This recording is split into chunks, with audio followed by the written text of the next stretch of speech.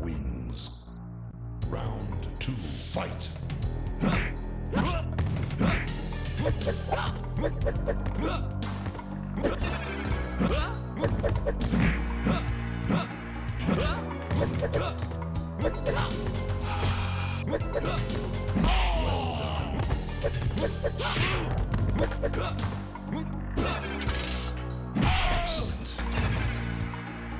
Finish him. Kung Lao wins.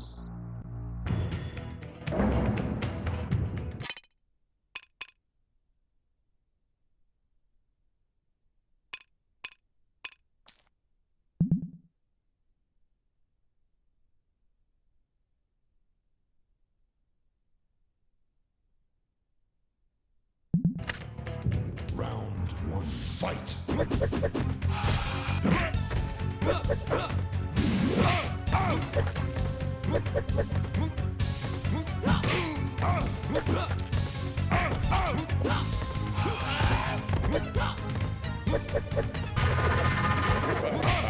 Johnny Cage wins.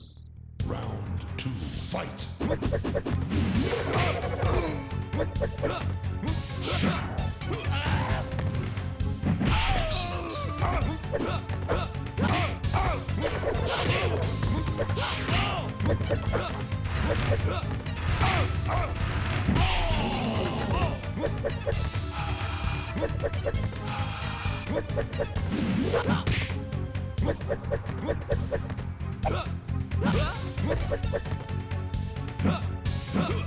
Finish him.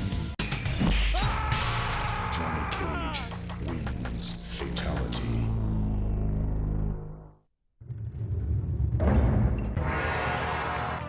Kung Lao.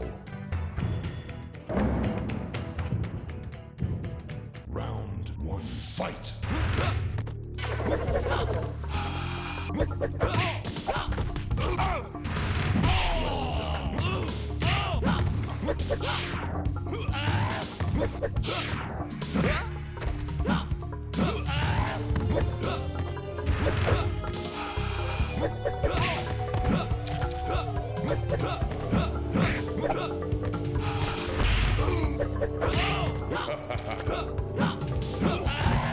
Johnny Cage wins. Round 2, fight.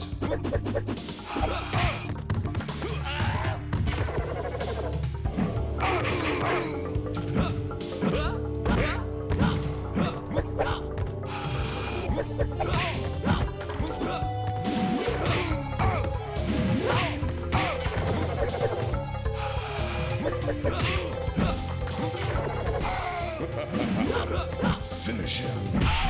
Johnny Cage wins.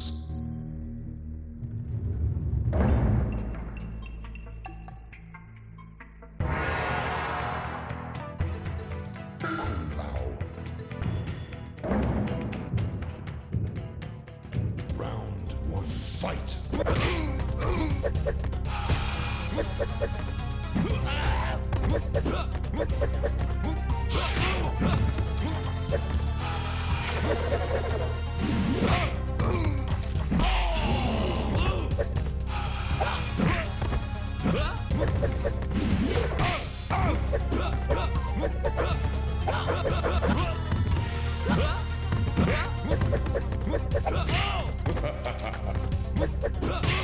Kung Lao wins. Round 2, fight.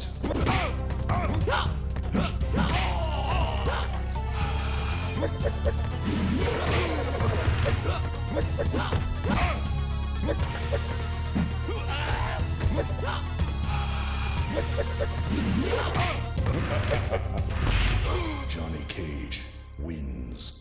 Round 3, fight.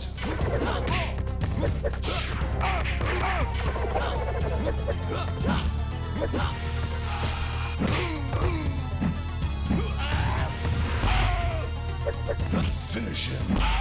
Johnny Cage wins.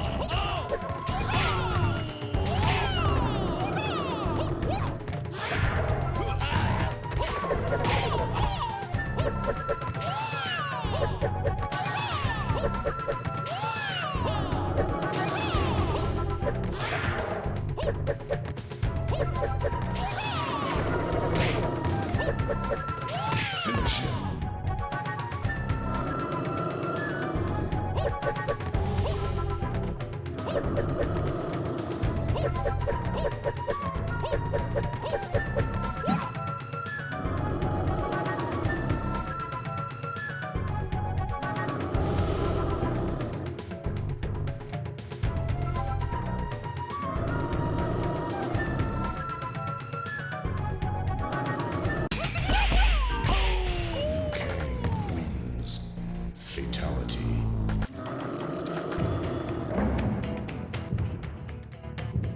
Round one, fight.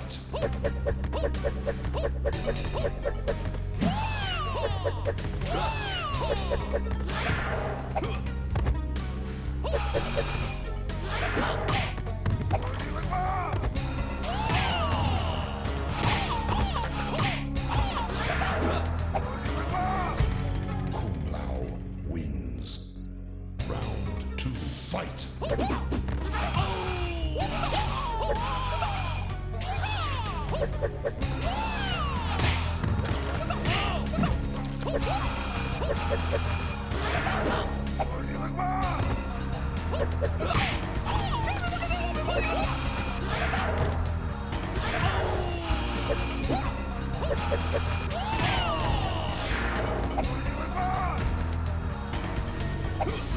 Finish him. Kombat wins.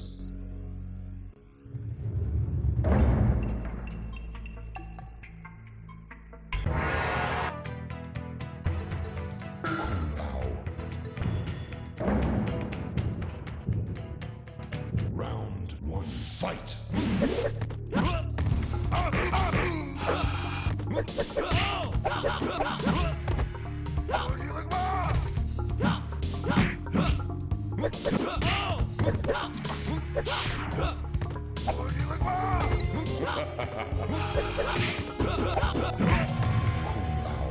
wins. Round two, fight.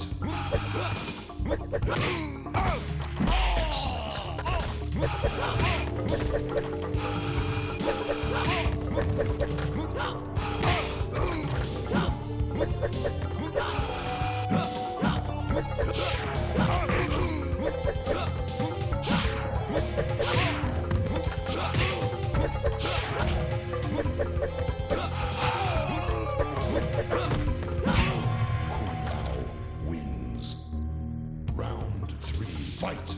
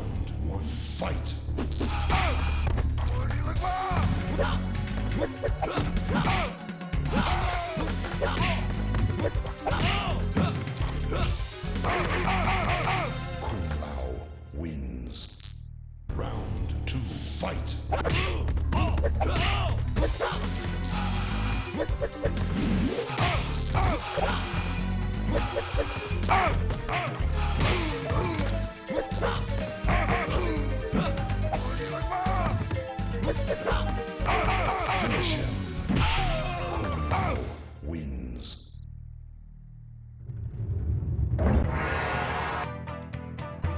Scorpion.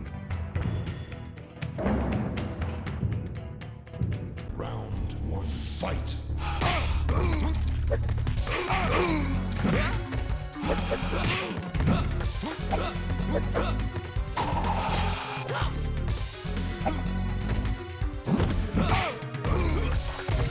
Kumao wins. Round two, fight.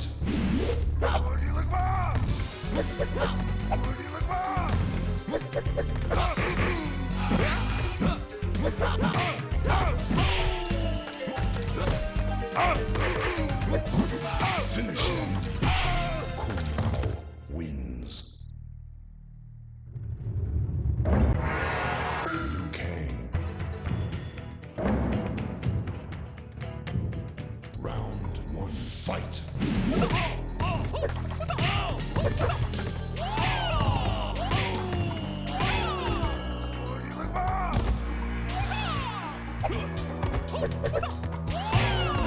Kang wins. Round two, fight.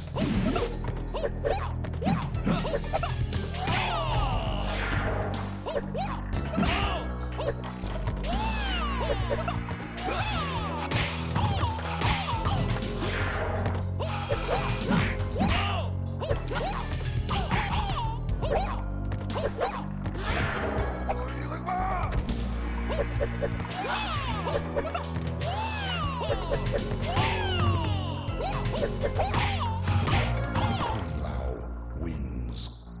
Round three, fight.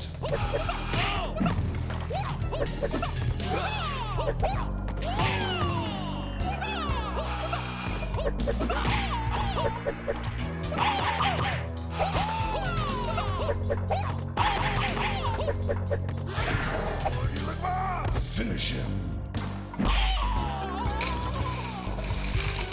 Kumao wins. Fatality.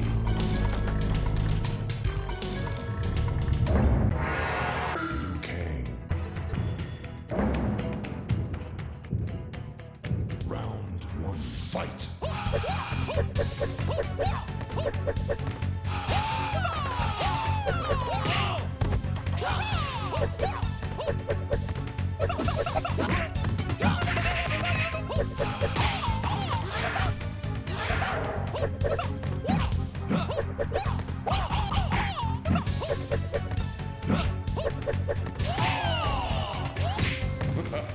Liu Kang wins. Round two, fight.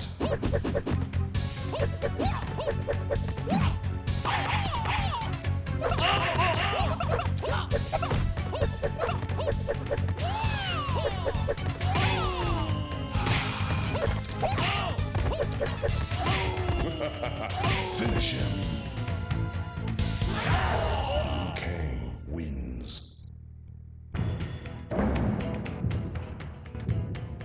Round one, fight. Liu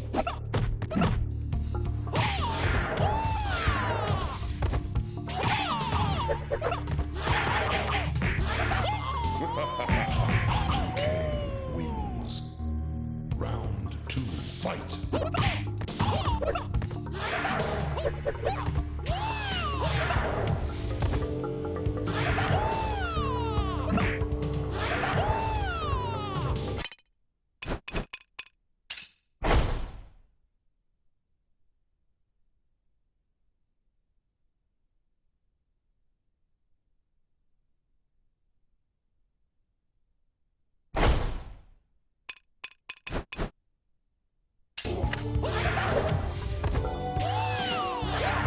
Finish him.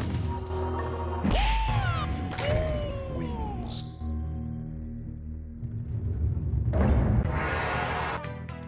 Kumao. Round one, fight.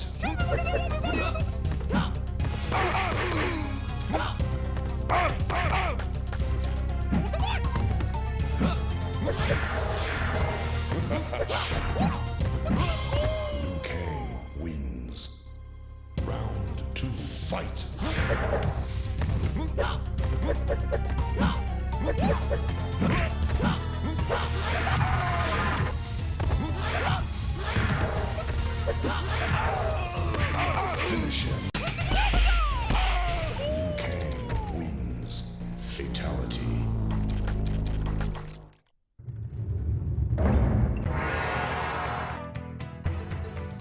Kung Lao. Round one, fight.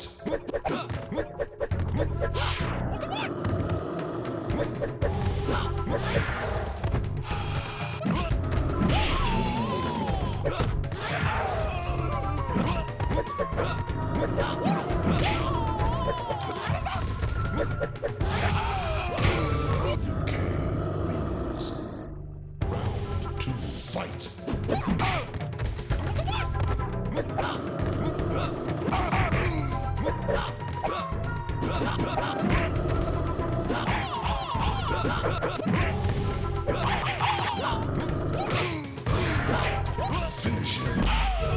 Kang wins.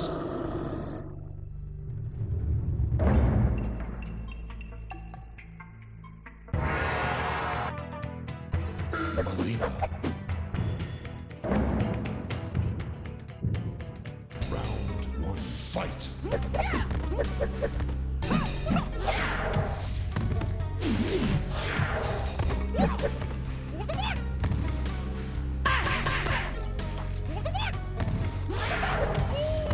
Kang wins. Round two, fight. Well done.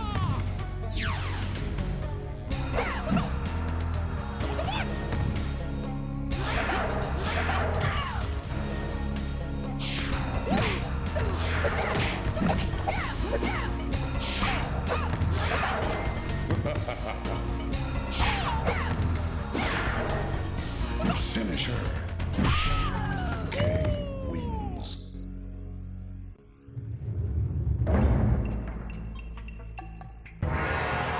Sub-Zero. Round one, fight.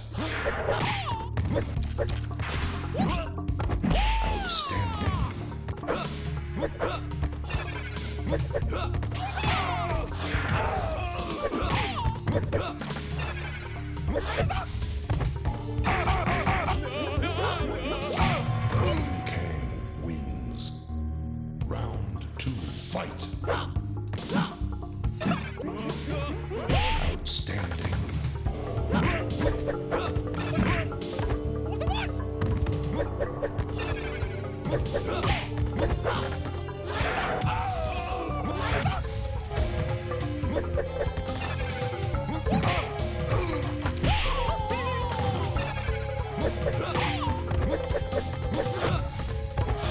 Finish him.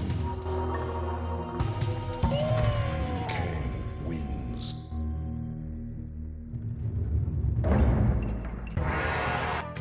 Reptile. Round one, fight.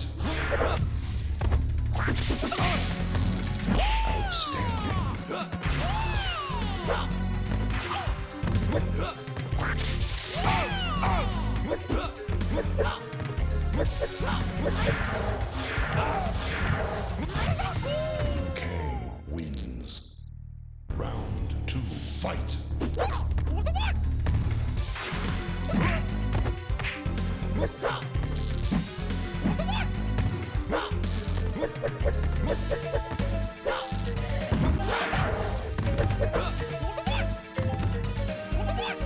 Finish him.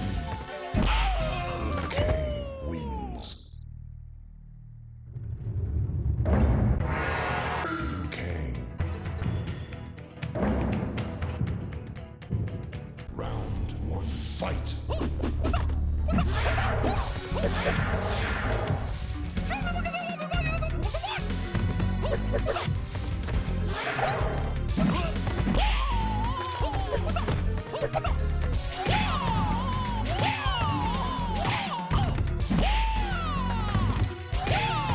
Kang wins.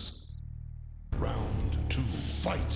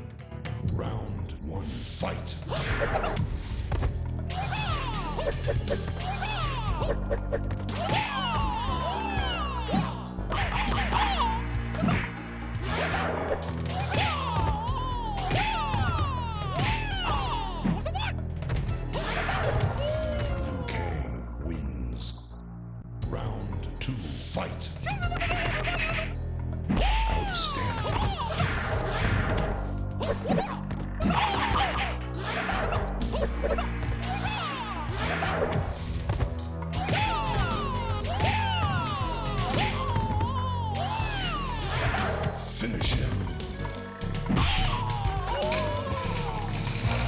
Liu Kang wins. Fatality.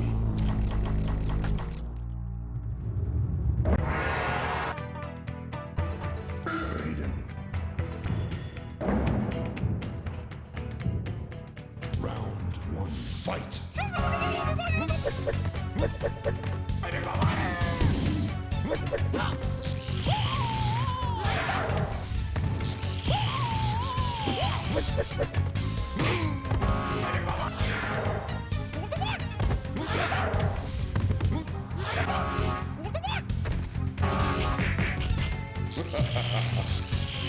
Liu Kang wins. Round two, fight.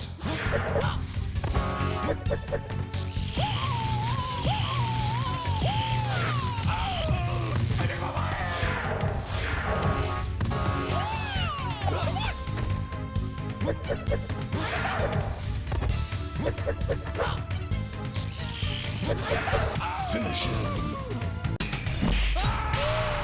Kang wins. Fatality.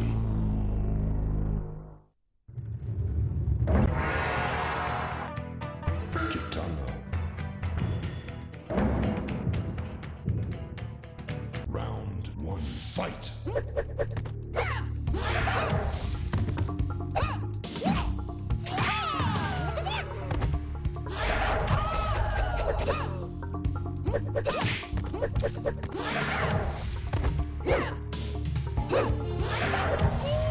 Kang wins. Round two, fight.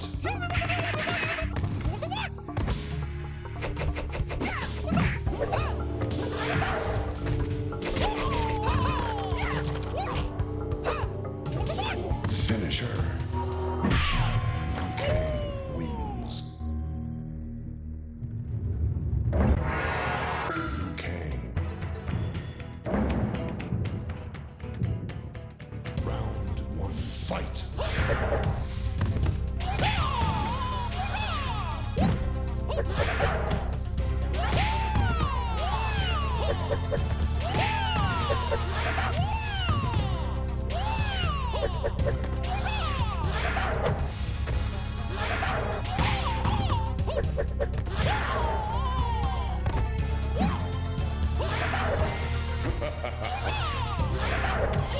Liu Kang wins. Round two, fight.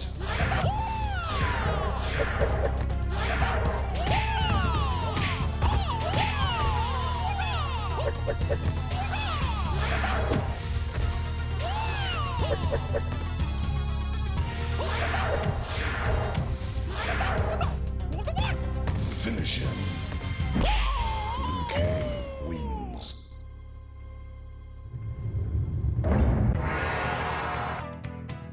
Sub-Zero. Round one, fight.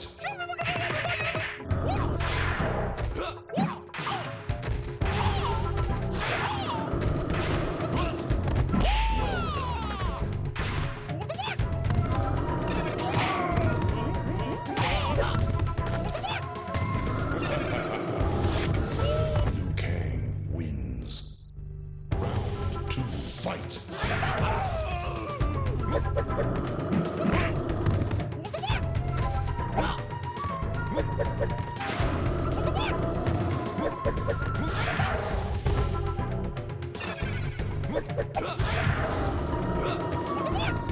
Finish him. Liu Kang wins.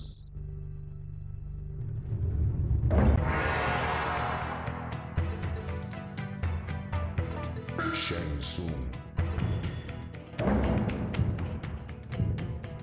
Round one, fight. Liu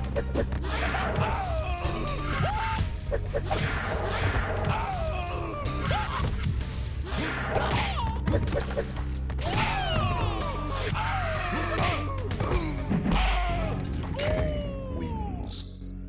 Round two, fight.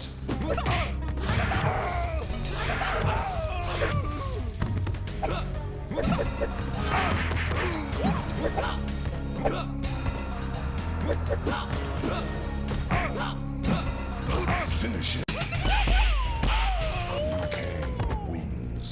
Fatality.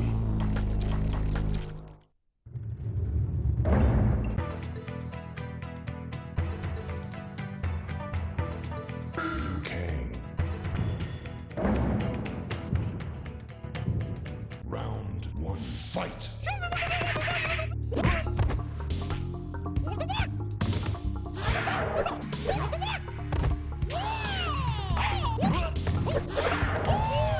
Kang wins.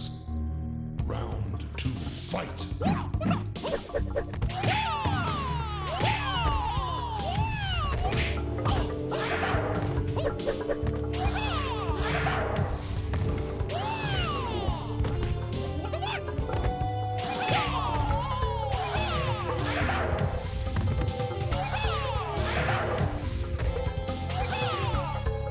Finish him.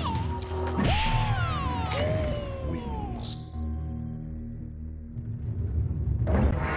Liu Kang. Round one, fight.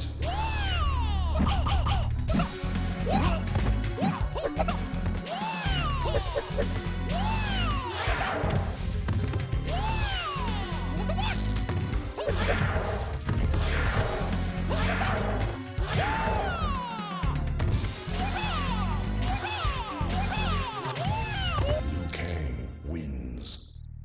Round two, fight. Liu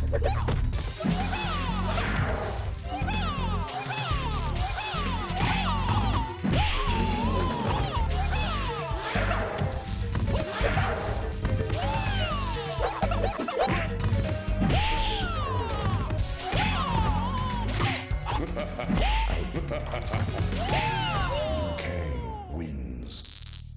Round three, fight.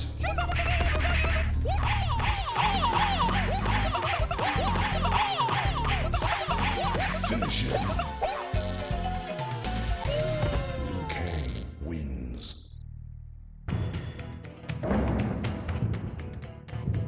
Round one, fight.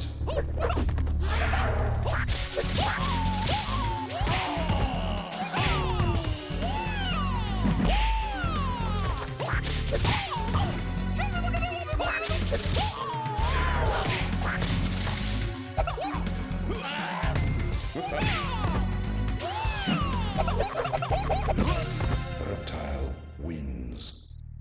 Round two, fight.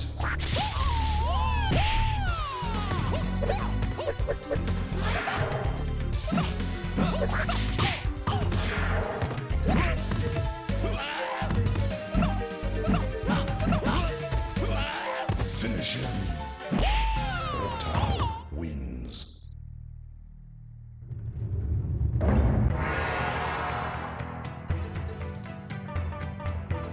Raiden. Round one, fight.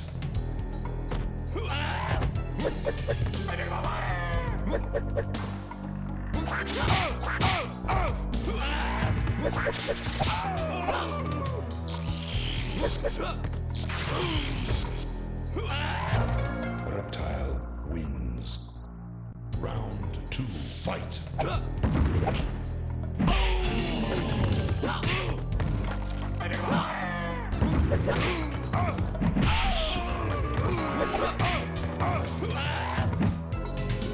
Finish him. Reptile wins. Fatality.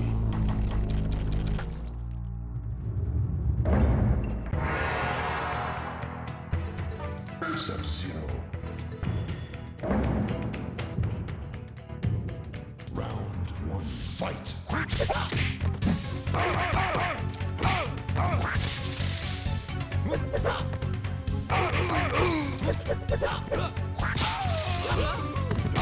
Reptile wins.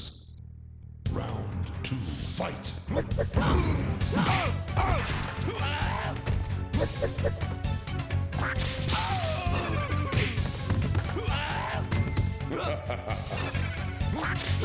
Finish him.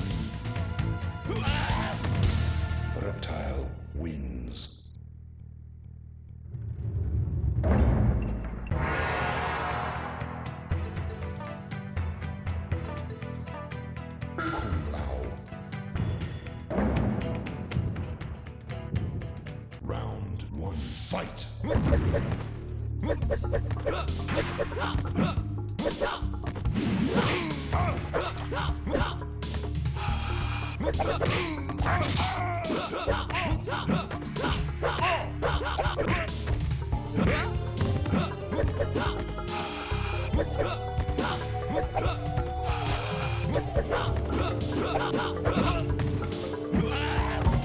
Reptile wins.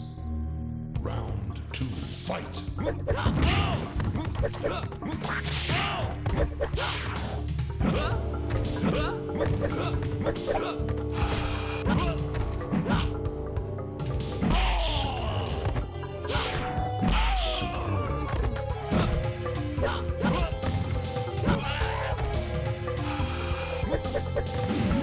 Finish him. Reptile wins.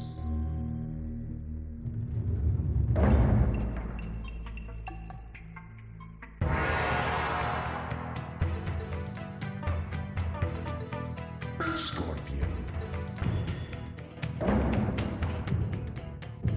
Round 1, fight.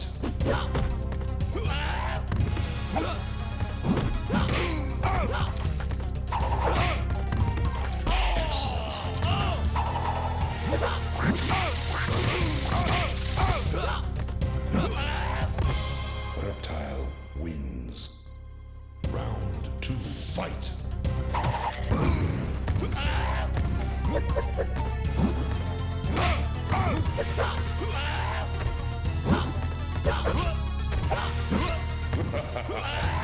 Finish him.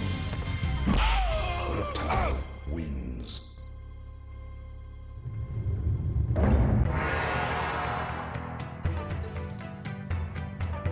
Baraka.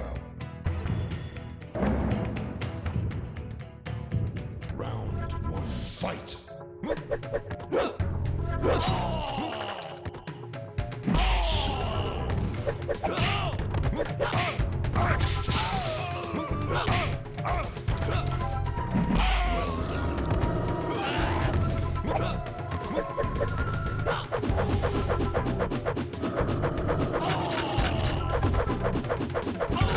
Baraka wins.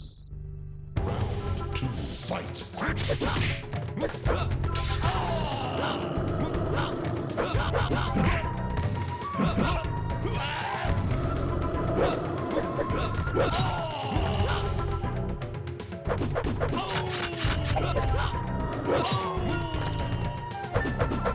Finish him.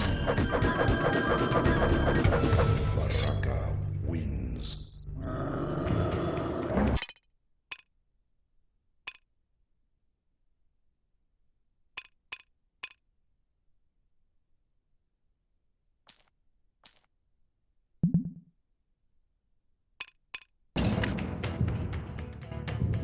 Round 1, fight.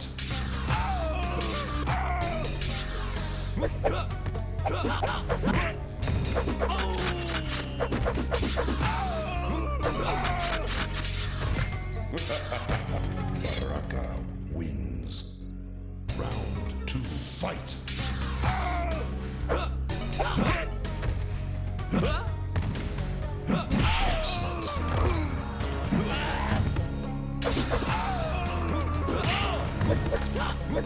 Finish him.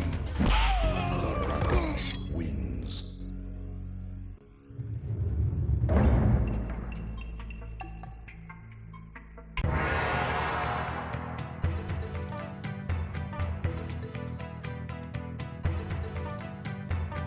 Reptile.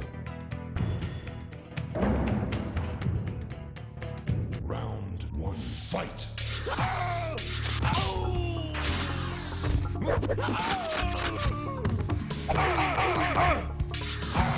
Baraka wins. Round 2, fight.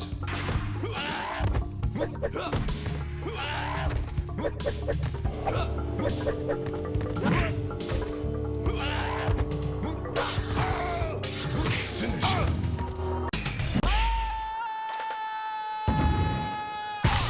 Baraka wins.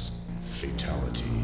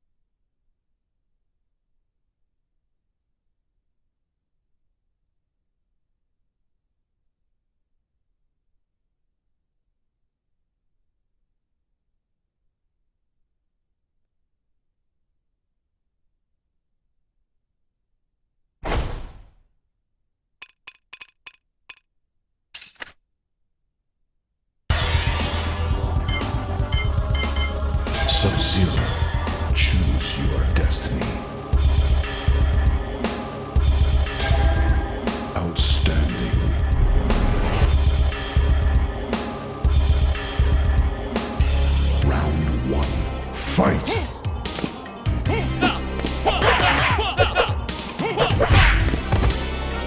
Well done.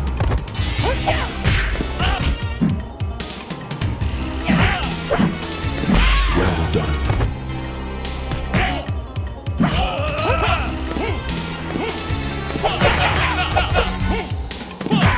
Sub-Zero wins. Round 2. Fight!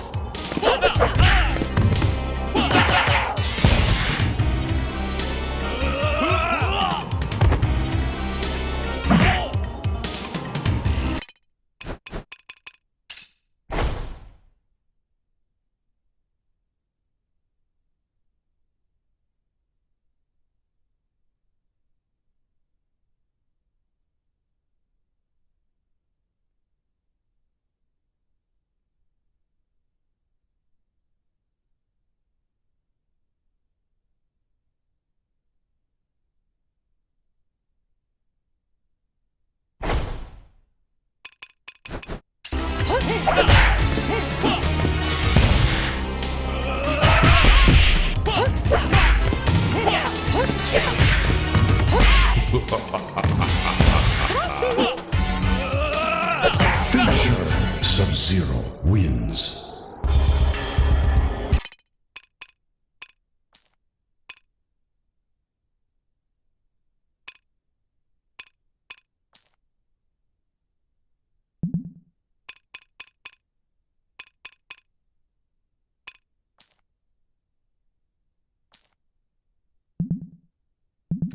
Round 1. Fight!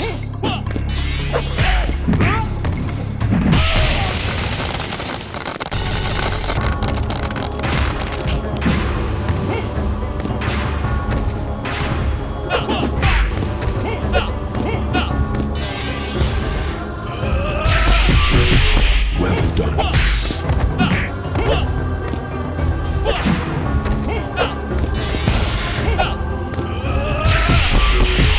Sub-Zero wins. Round 2. Fight!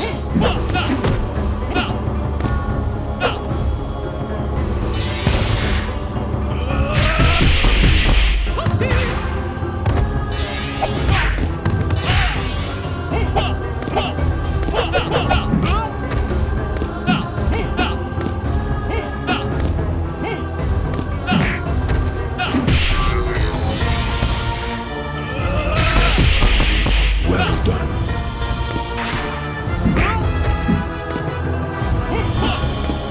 Finish it.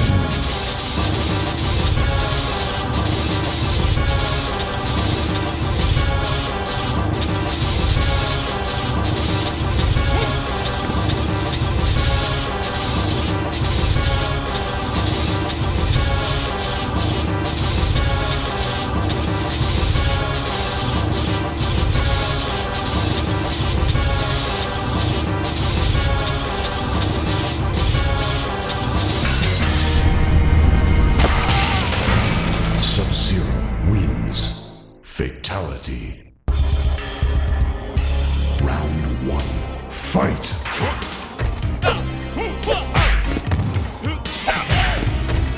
Well done.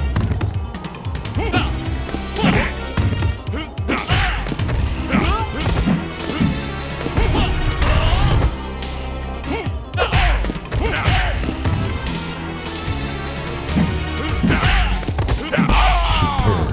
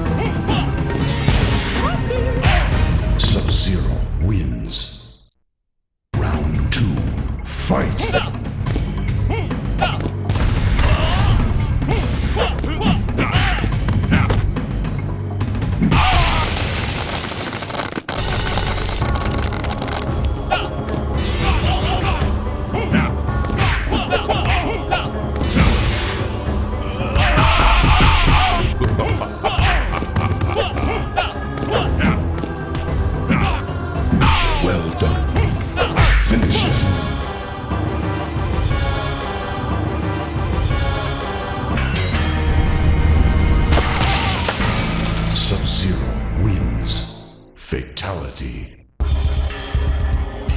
Round 1. Fight!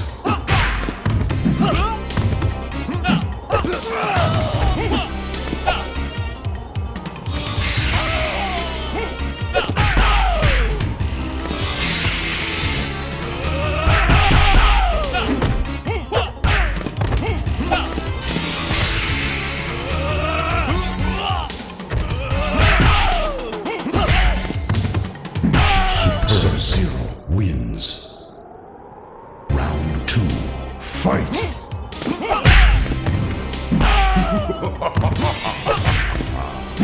Superb.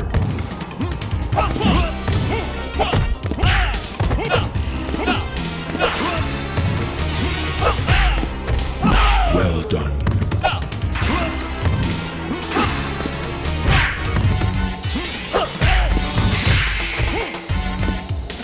Finish him.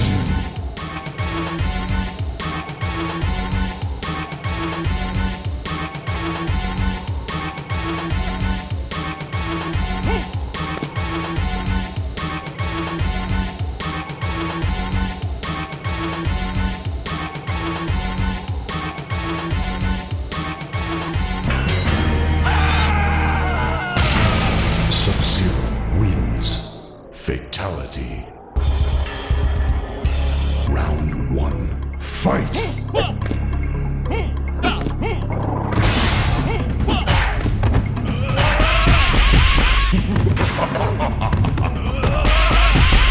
Superb.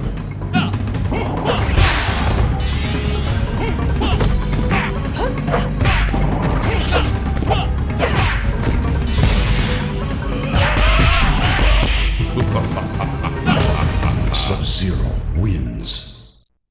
Round 2. Fight!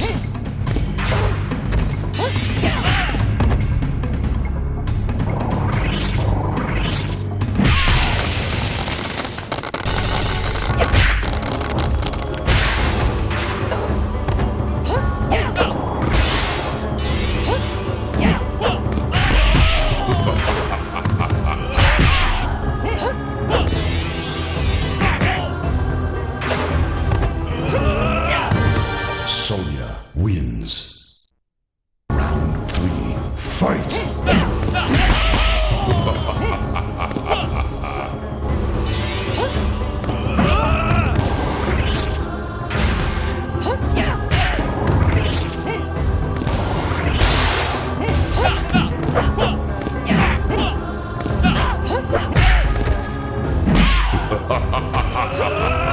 Finish him. Sonya wins.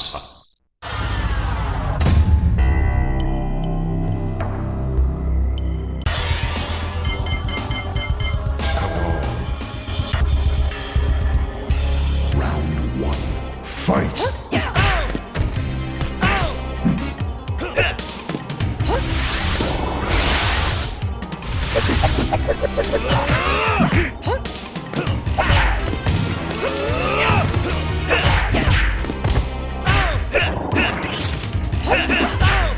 Sonya wins. Round 2. Fight!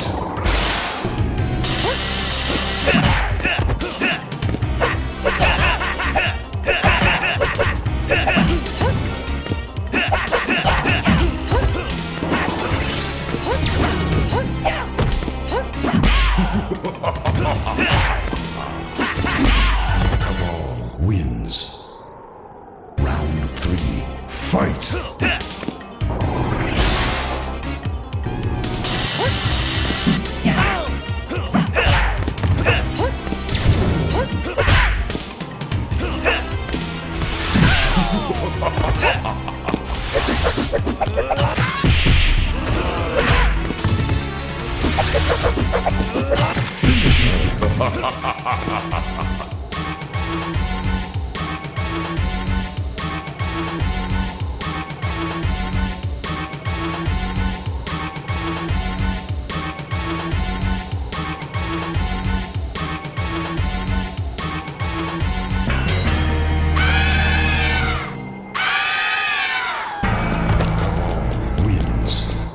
Fatality. Fight!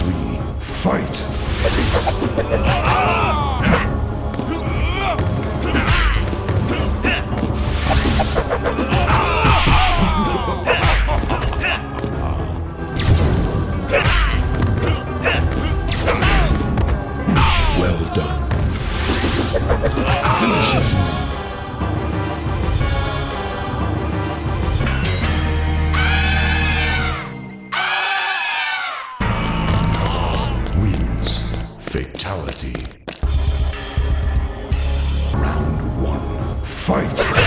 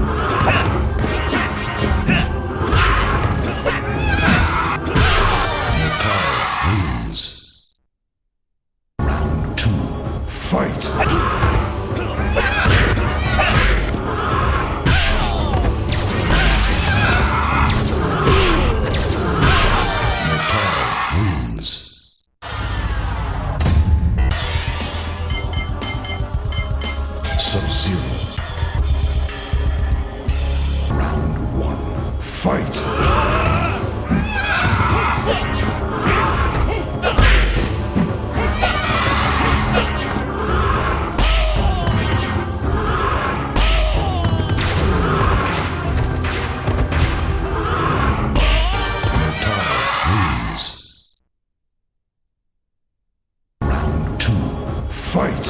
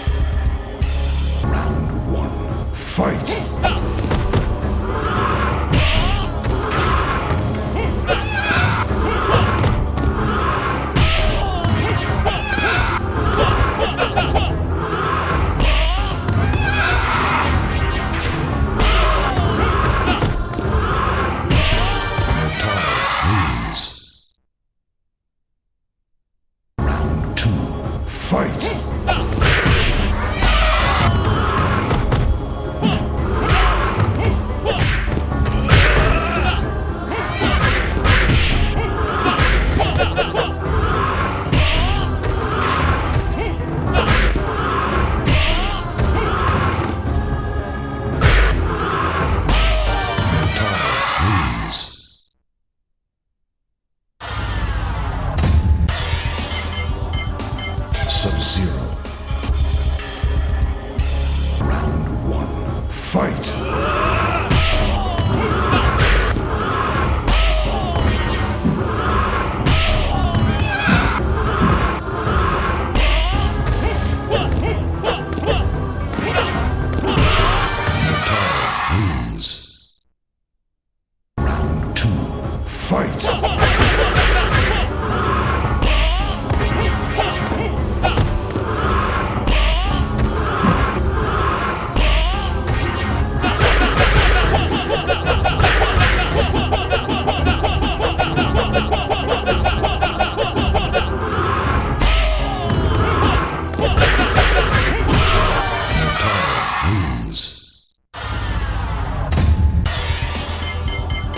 Sub-Zero.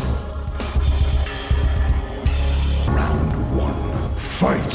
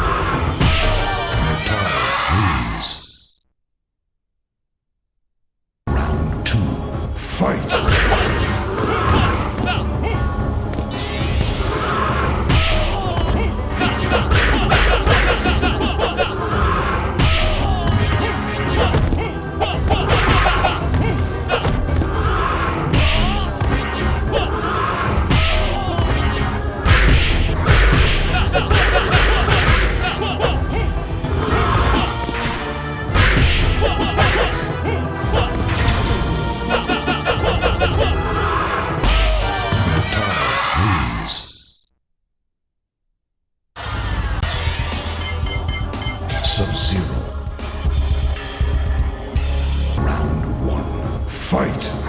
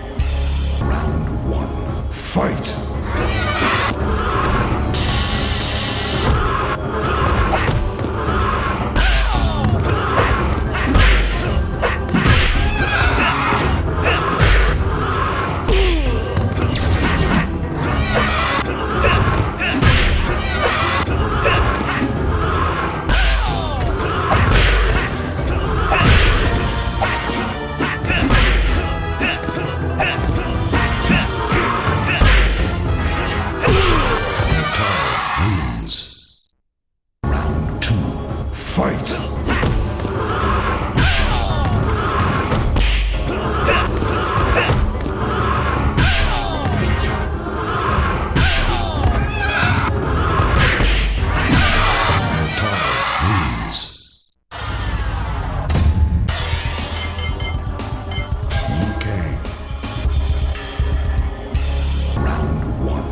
Fight!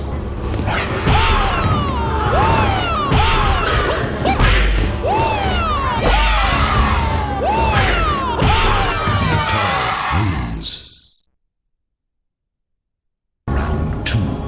Fight!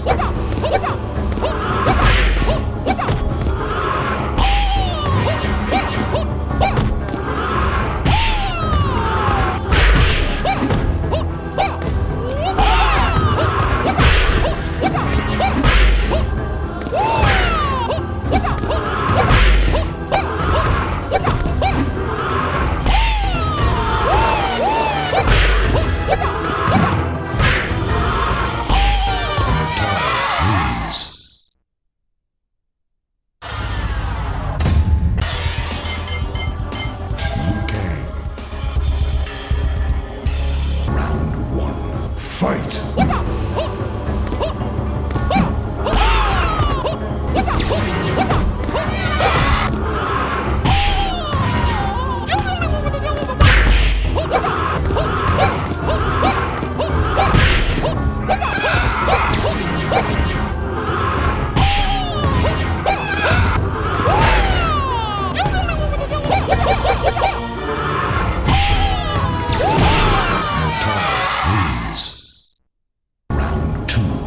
Fight!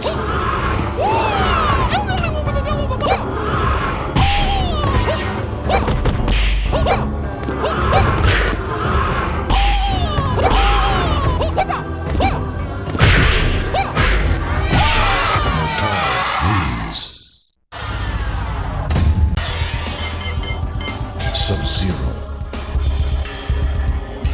Round 1. Fight!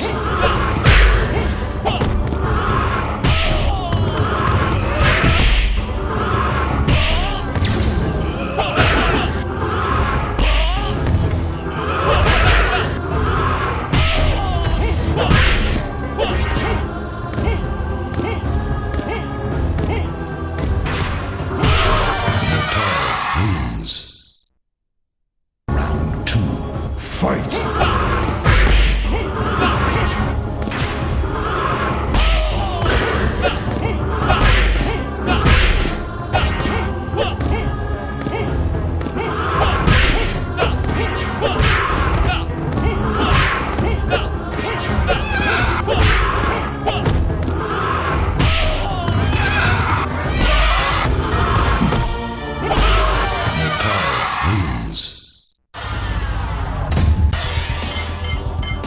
Sub-Zero. Round 1. Fight!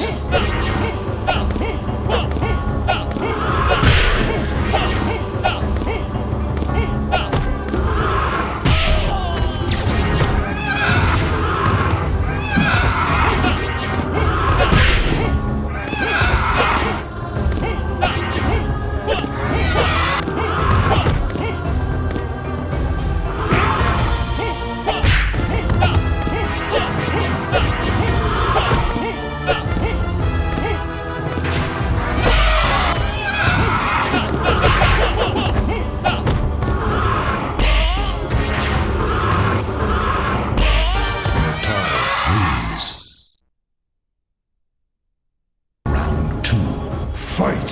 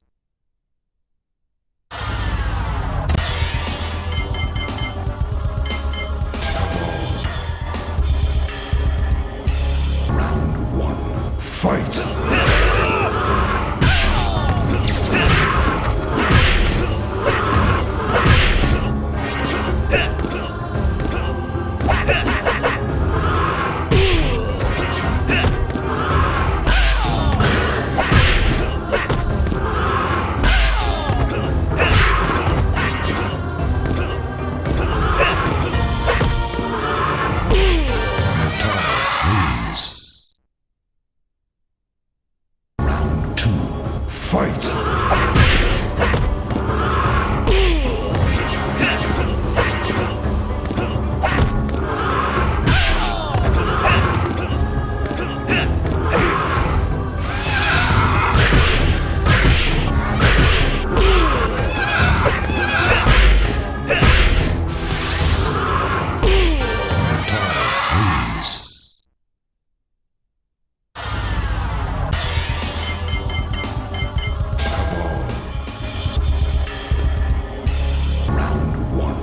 Fight!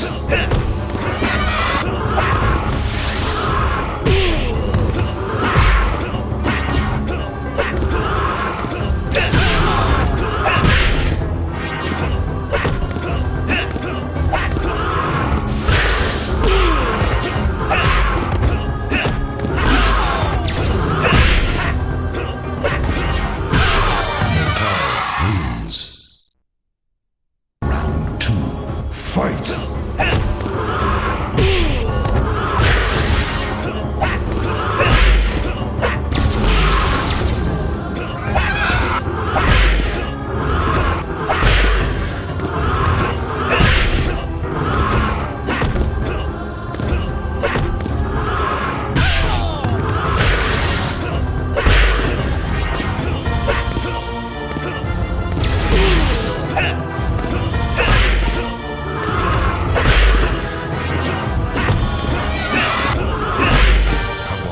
Wins. Round 3. Fight!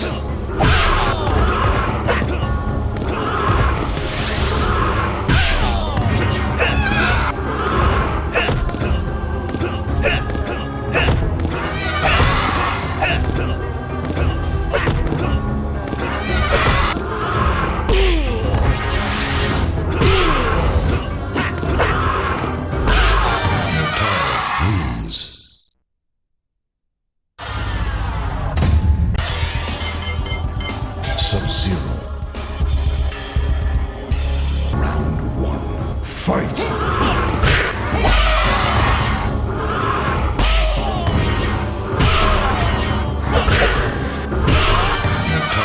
Wins. Round 2. Fight!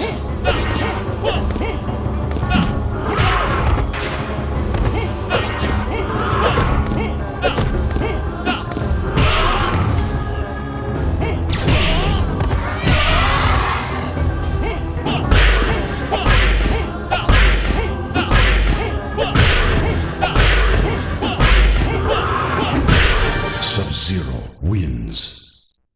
Round 3. Fight!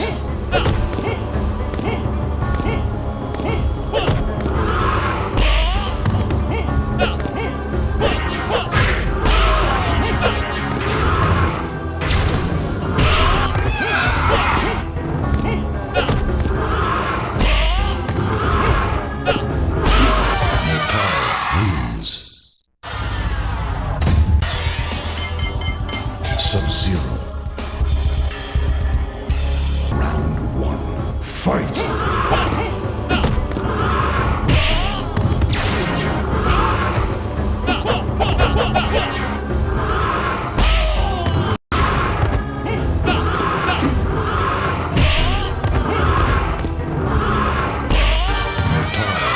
Wins. Round 2. Fight!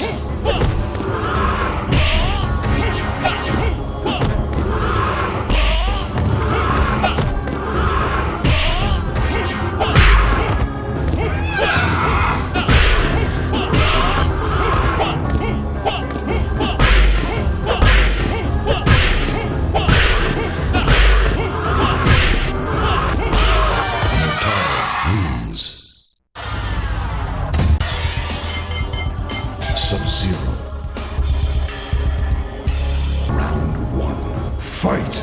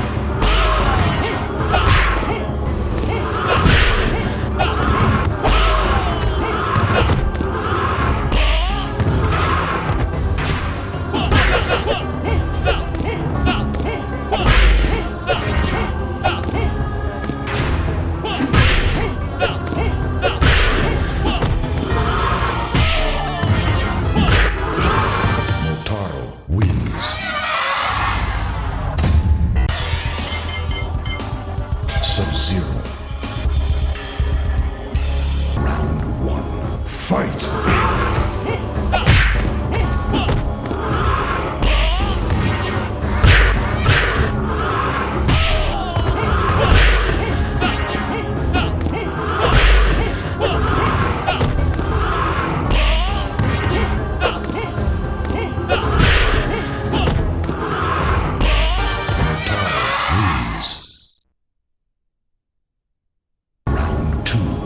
Fight!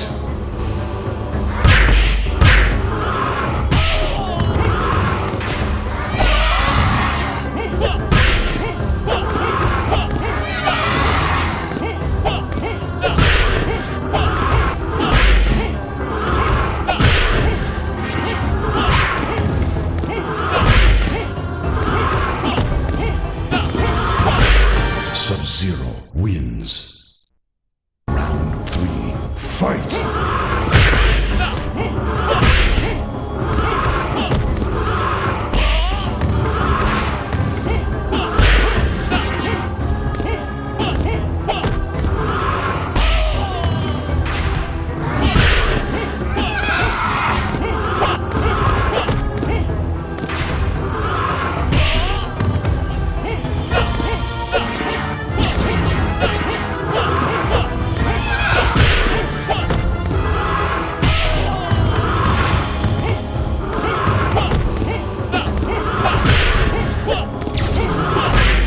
Sub-Zero wins.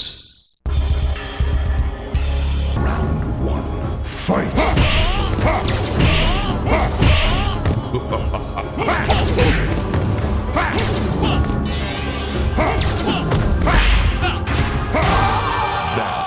Round 2. Fight!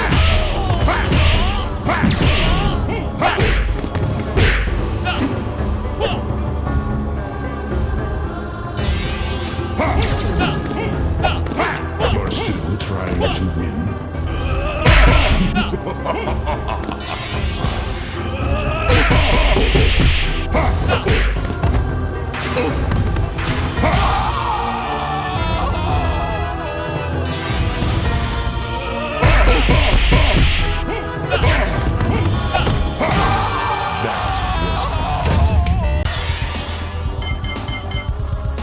Sub-Zero.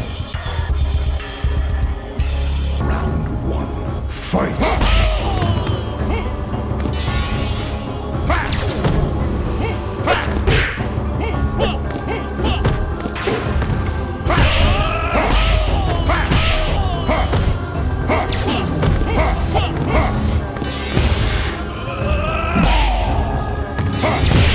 You're still round 2. Fight!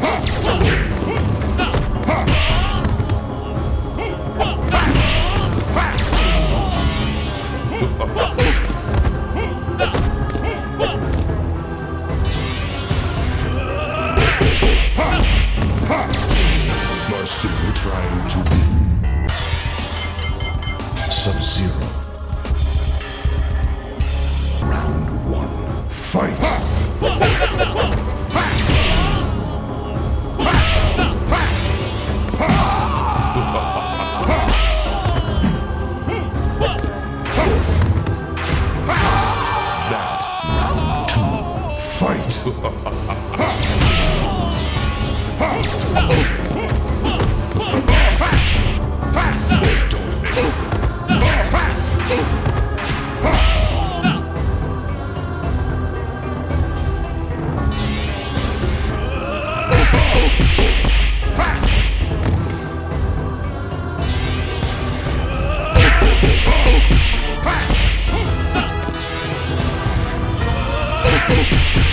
Sub-Zero wins.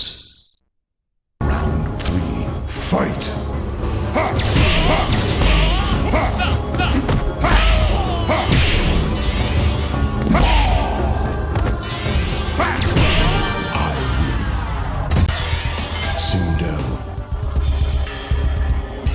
Round 1. Fight!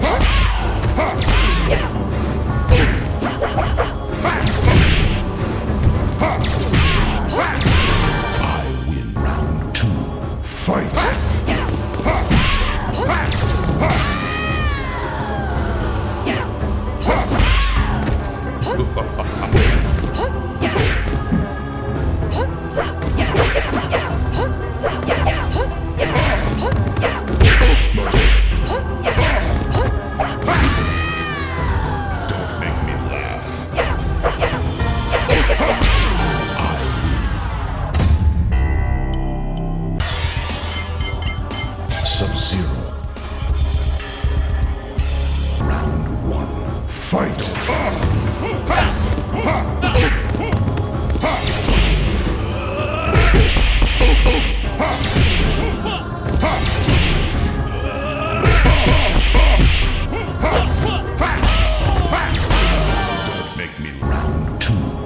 Fight!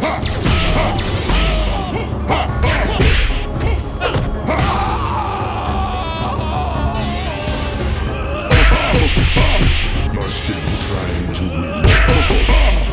Don't make me laugh.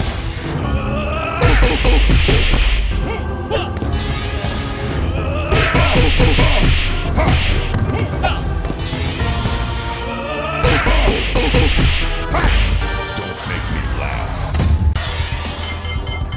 Sub-Zero. Round 1. Fight!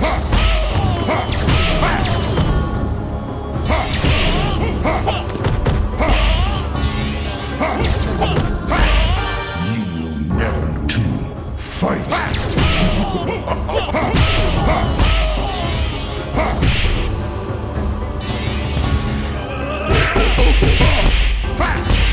You're still trying to win.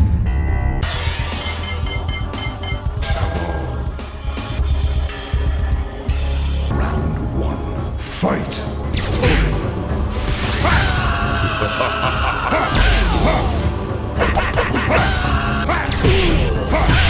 Don't make me laugh. 2. Fight!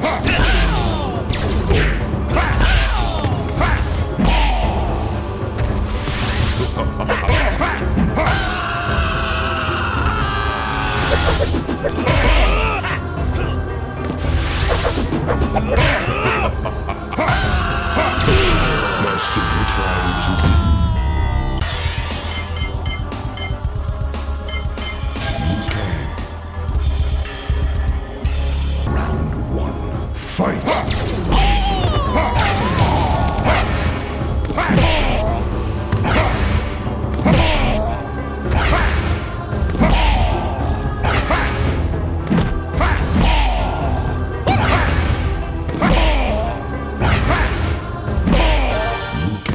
Wins. Round 2. Fight!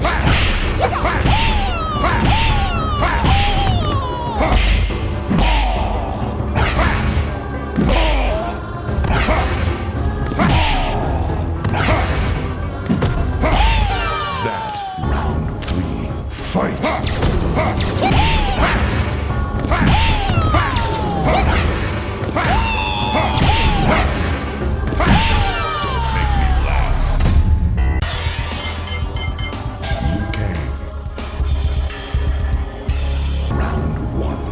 Fight!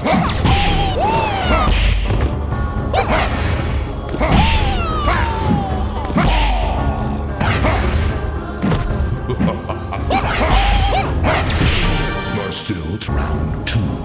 Fight!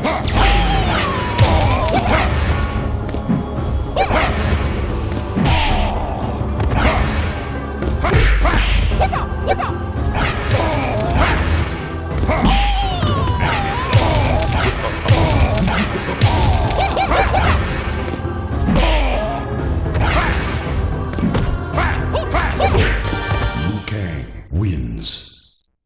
Round 3. Fight!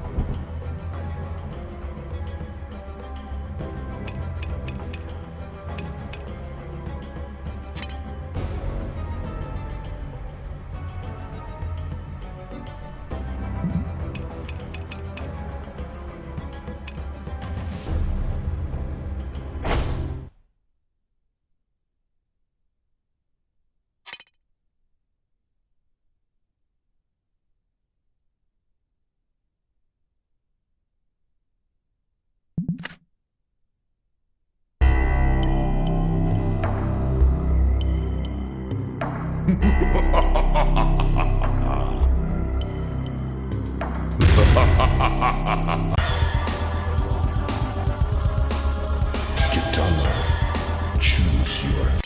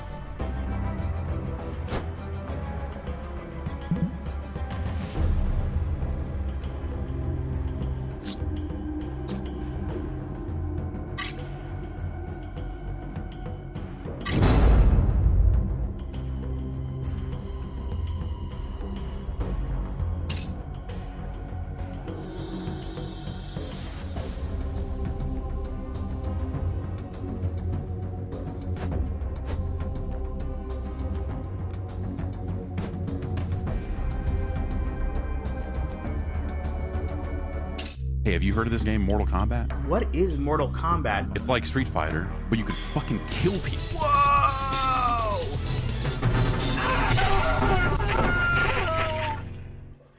The first game truly was like an expression of who we were at the time, the stuff that we consumed growing up as kids, and we just threw it all into the game. You know, there was no template to how to make the games. There was no instructions, just winging it. And I'd never done this before. I didn't know how to do it. We were just kind of making it up as we went along. We were just a bunch of knuckleheads doing whatever we wanted, and we were happy. Mortal Kombat. Mortal Kombat. Mortal Kombat! Mortal Kombat. Mortal Kombat! It is simultaneously exactly like and nothing like Street Fighter. Kano. Liu Kang. Rated Johnny Cage. Scorpion. Sub-Zero. Sonya. Round one. Fight! You had to guess like the moves and how to figure out the codes. Remember having a cheat sheet. Hit block and mash the buttons, I don't know. Block, block, block, block, block, block, block. High kick. Fatality. Kano ripped out a heart, held it up, blood dripping from it. It's the first time I've seen blood in a video game. Blood flying out of these people's heads. My parents were very worried about the violence. I don't want you guys playing this. It sounds bad. Finish him. The game narrator instructs the player to finish his opponent. Oh my God, I didn't know that you could do that. It was a mega hit. Game after game after game. It's amazing. I could have never imagined how big it has all become. It was, is, and always will be a fighting game for everyone. It's funny to think that it all started from like 4 guys in Chicago that just wanted to make a cool martial arts game. And those people.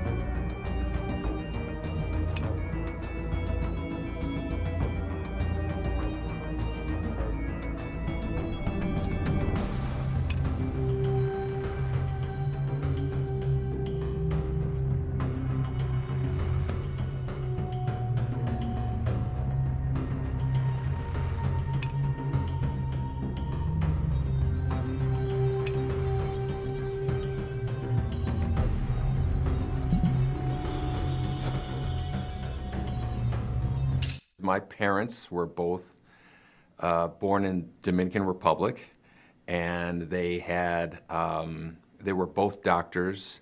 I'm one of 5 kids. My older brother and older sister were born in Dominican Republic, and I was the first one born in Chicago, in Rogers Park, Chicago. And my brother and sister followed, Mike Boone, who I've been working with for 20-something years now. So we spent a lot of time playing computer games. We had the old consoles. We had a Bally Astrocade.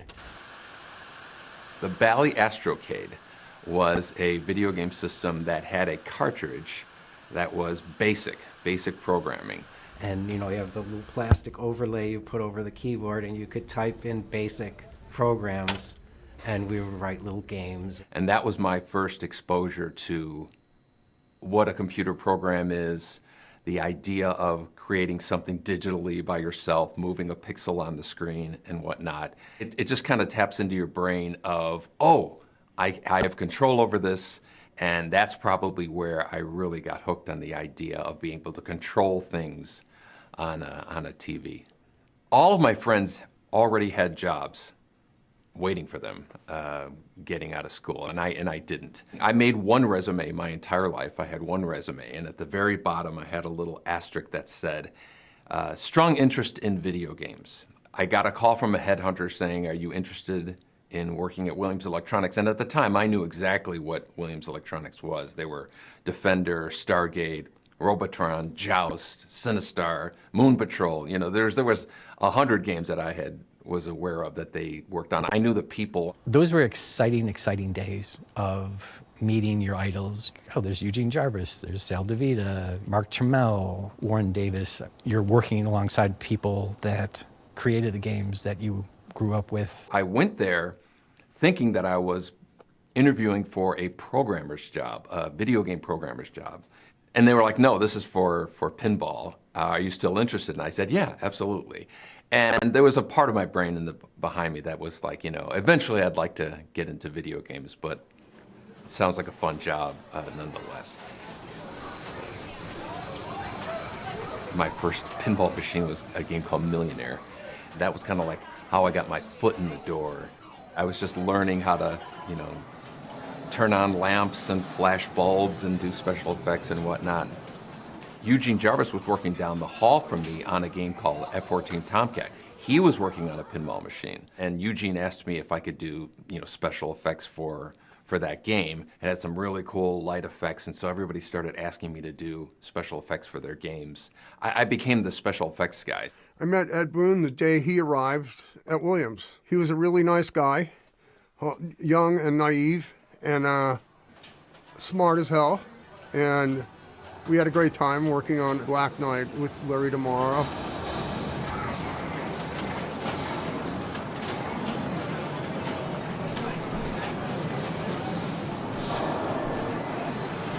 Eugene had gone full-time into working on NARC.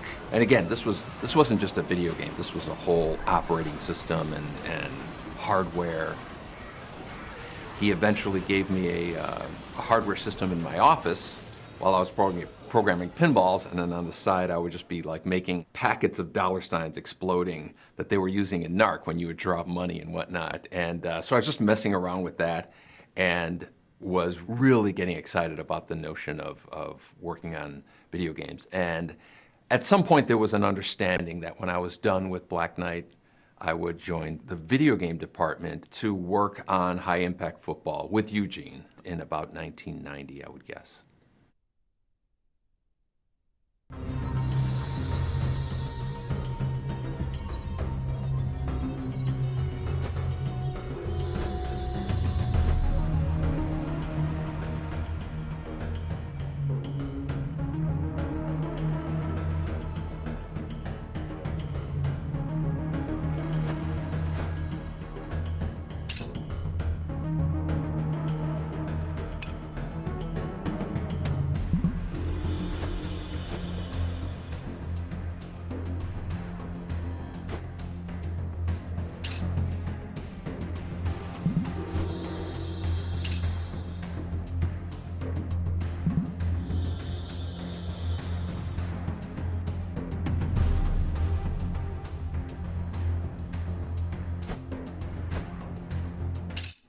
Ashes of the video crash were still smoking a little bit.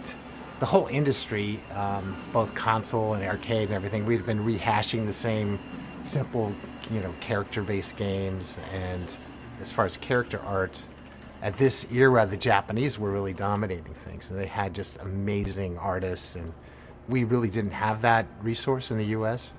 And so it was, how do we compete? I was like thinking, well, why does everything have to be some kind of fantasy or men in tights or little cute characters running around the screen? Why can't we get Dirty Harry for the arcade?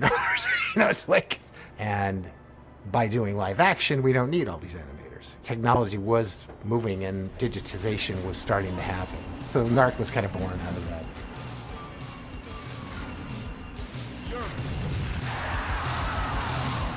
We were envisioning what is the next step? The idea of doing digitized imagery. Well, one thing is it would require more than 16 colors. The next step in our hardware design, we knew back in like 86, maybe 87, was going to be 256 colors. Pixel art is great, but Warren's tools made it possible for us to capture video and then edit that video in a way where we could select the frames very easily. Eugene wrote the operating system. I wrote the display system. It was very early, and there was only a few boards that would do this, and they were very, touchy, and there was no tools, there was no Photoshop, there was no Maya. So Warren was really instrumental in creating that pipeline. We couldn't grab real time off of a videotape, but we could videotape whatever we wanted and then still frame and grab individual frames. We've got the actual image, which is thousands of colors that an Amiga can generate. But then how do we turn that into 256? So I started exploring these algorithms to quantize or reduce colors from thousands to the best palette of 256 colors. And there was always big problems with noise and getting washed out images, and the color was crappy, and there's all sorts of tear and jitter and blur because VHS is terrible quality.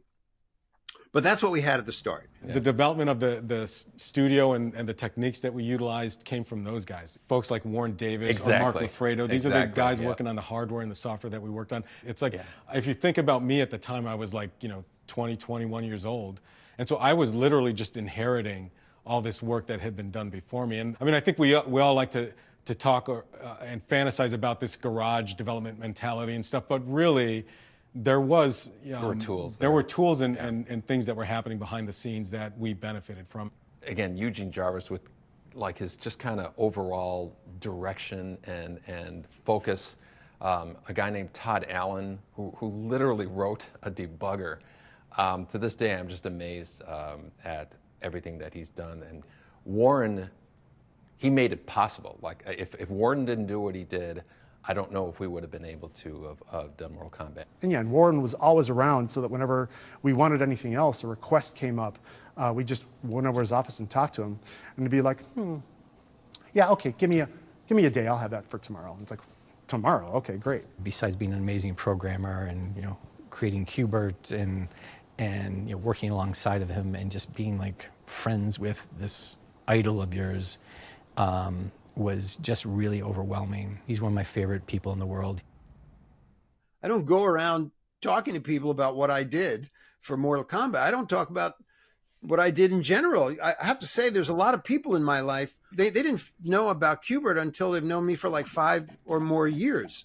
And then they would be like, wait a minute, you made Kubert?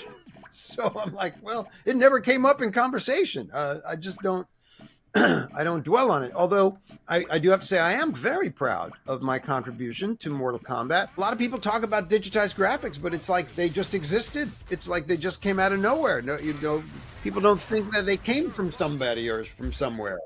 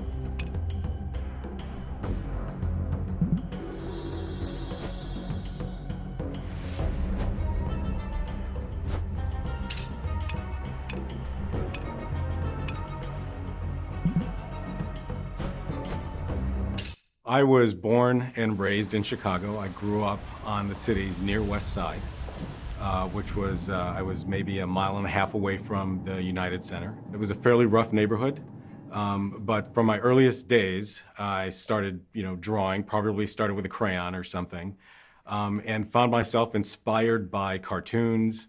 Anything I saw on TV, I remember Popeye was a big thing that I watched a lot. Seeing Bruce Lee on the Batman television series was a big thing for me. I didn't know who he was. And this was when I discovered, he's this thing called a martial artist. That was the birth of my Kung Fu consciousness. Whenever I watched a TV show that excited me or saw a movie that excited me, the first thing I did was draw a picture and try to retell those stories as comic books. For some reason, the most difficult thing for me was to find stuff to draw on. Paper was at a premium, so whenever I could get paper, I would, draw on it. I would draw on the backs of things. I'd draw on magazines, whatever I had. Paper seemed to be expensive. Growing up in the city, graffiti art was a big thing that was happening at the time, especially in the early 80s. A lot of the time, we would do stuff, on the sneak. And then I think we discovered after a while, if you just knock on a door and ask, a lot of the times they'll let you paint a mural on the side of their business or whatever it was. And so we did a lot of murals in the mid-late 80s. But I was a huge comic book reader, both DC and Marvel, and found a lot of inspiration from the comic book artists who were popular at the time. And so, of course, it was my dream to illustrate comic books, and eventually actually got a job doing it, and used that money to kind of pay my way through school. Most of the work I did was for a comic book called The Real Ghostbusters, based on the cartoon that was out at the time. I was still at the American Academy of Art, so I was still in college, and I was still illustrating the Ghostbusters comic book, when a friend of mine who I met at the American Academy of Art named John Vogel got a job at Williams Electronics doing pixel art for video games. He had gotten a job at Now Comics, and he wanted me to help him with Real Ghostbusters. And I was like, sure. So he got me an interview at Now Comics. Then once I got my job at Williams Bally Midway, you know, Mark Trammell now needs an artist. Who can we get to work with him? And I'm like, I know a guy that's doing the Ghostbusters comic book, you know. And John called me up and said that they were looking for another artist. When I was hired at Williams, it was to work on Smash TV. And so I interviewed with Mark, I interviewed with Eugene Jarvis. Amazing guy, amazing artist, working on Smash TV. He came up with this animation that the character, as he exploded, the eyeball came up right facing you in the face. And basically he had to, 3D rotate all this stuff. Like the man was a human 3D rendering system. The guy's a genius. So Smash TV was a lot of fun to work on, a lot of hand-drawn pixel sprites, very small graphics in terms of the character art that I was creating. I know that in the back of my mind, I still wanted to do comic book art, but I fell in love with video games and the folks that I worked with at Williams, and I knew right away that, hey, this is the place for me.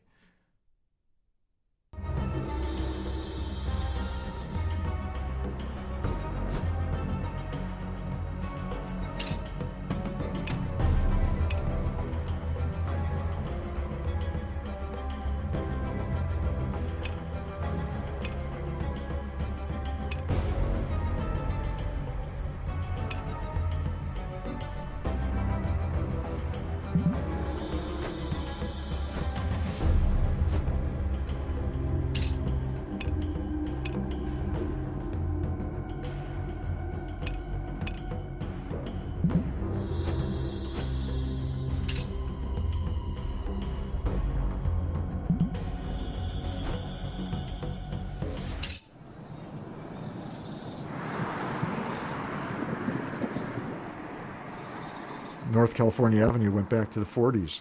That's where Harry Williams and Lynn Durant had started United Manufacturing.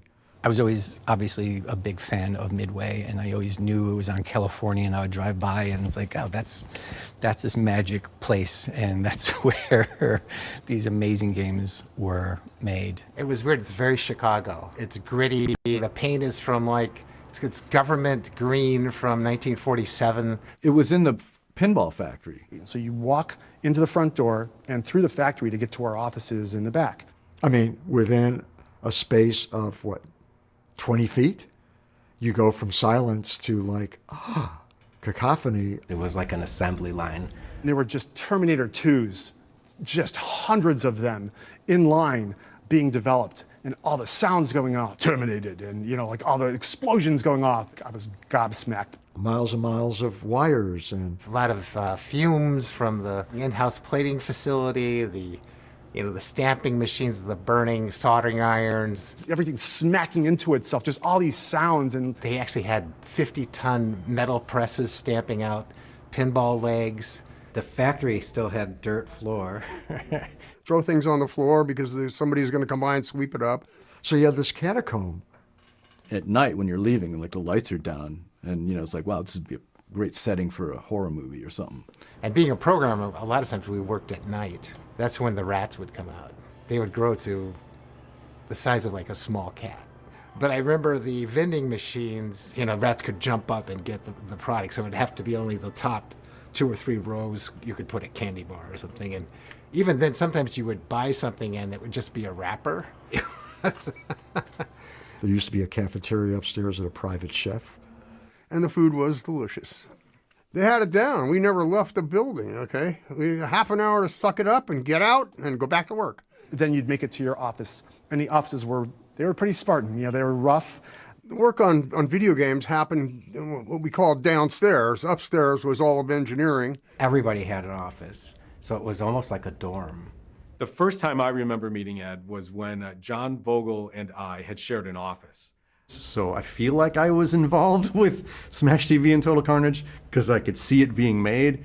Ed Boon, I didn't know anything about him. I mean, he was a programmer in the pinball department at that point. Ed was coming down from the pinball department to work in the video game department. To work on high impact football with Eugene. Right next door to me, there was a double office, and it had John Tobias and John Vogel. And there was a doorway between the two offices that was kind of kept closed. He cranked his music really loud, and I remember he poked his head in, and he said, hey, is that too loud? Is the music too loud? And we said, it's a little loud. So he went in and like lowered the music, and he came back, he's like, is that too loud? So anyway, that's the first time I met Ed. And after that, I think Ed started hanging around with the group of us, and we all kind of became fast friends with him. And I was mainly software. Those guys were mainly art. So, we had different perspectives and whatnot, just as any group of, guys in their 20s, a lot of conversations started up about movies and video games and wouldn't it be cool and things like that. You could hear conversations of all the different games going on. There was only like 2 or 3 games going on. And then we would all kind of like give each other ideas for stuff. It was a very collaborative environment. The environment was beautiful. Good enough to make a video game, and it didn't feel like a job. All the magic that was happening there. Somehow the walls kind of absorbed all of that.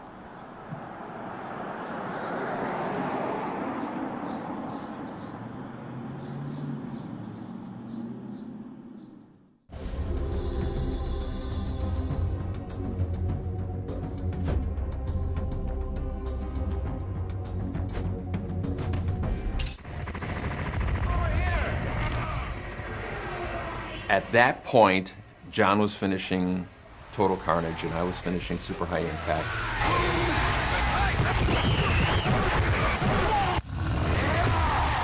I eat quarterback for breakfast! When we started to talk about what would become Mortal Kombat, I think the initial conversation was about, hey, wouldn't it be cool to do a one-on-one fighting game? John and I were talking about a game called Street Fighter, who had really big characters. The thing that stood out for us about Street Fighter was they had really big characters on the screen. I think for me it was anything to get away from the little tiny character sprites that I had done in the last 2 games. And we were saying, how cool would it be to have our digitized characters? Street Fighter is kind of fantastical hand animation, beautiful stuff, but their vision was, let's take this photorealistic system we have now and have a photorealistic fighting game.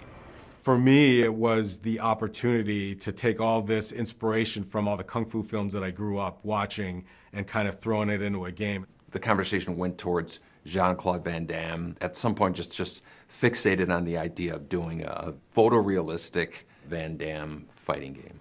And we put a presentation together when we gave it to Roger Sharp. We're thinking of Jean-Claude Van Damme. Let's see if he's interested.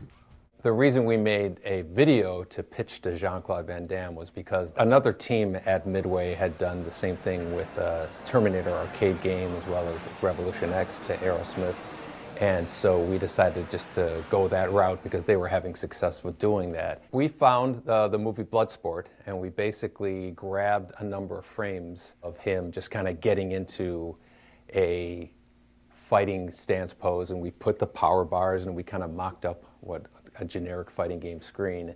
And again, just to give him the idea of what the game would look like, how he would be the star, and how realistic the graphics would be. And I reached out, and it wasn't a no. Whether or not things didn't happen quickly enough, I don't think that it was ever like a door closed. John and Ed thought, Roger, just forget it. Because I think we just kind of left it. So that was just kind of like the way that you would pitch an idea.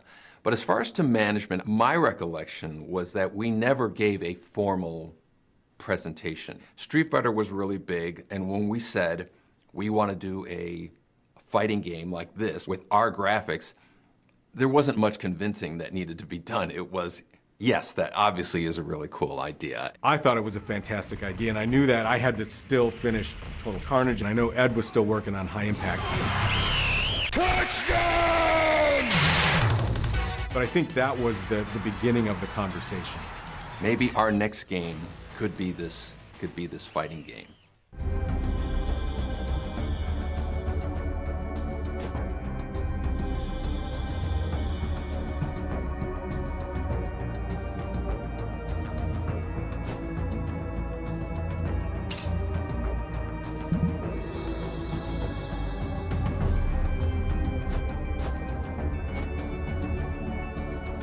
The team on Mortal Kombat 1 was 4 of us. My name is Ed Boone. I'm co-designer and programmer. My name's Dan Forden, and I do sound and music. John Vogel, background special effects. John Tobias, and co-designer and lead artist. There was other sort of support staff, but that had to do more with like the cabinet and the wiring. A team being composed of, I think, 4, 5, 6 people was not uncommon. You were in one of 2 categories, programmer or artist, and that was basically it. Everything felt like, being in a rock band or something, just a very few number of guys. He's guitar, he's drum, he's, we all had our own jobs to do, and we'd fight with each other, and we'd hang out with each other and go see movies with each other and stuff. And certainly when I started working on Smash TV, it was myself, Mark Turmel, and I think there was maybe one other programmer at the time, and then Eugene Jarvis eventually came on. Partly it was just the simplicity of the games of that era.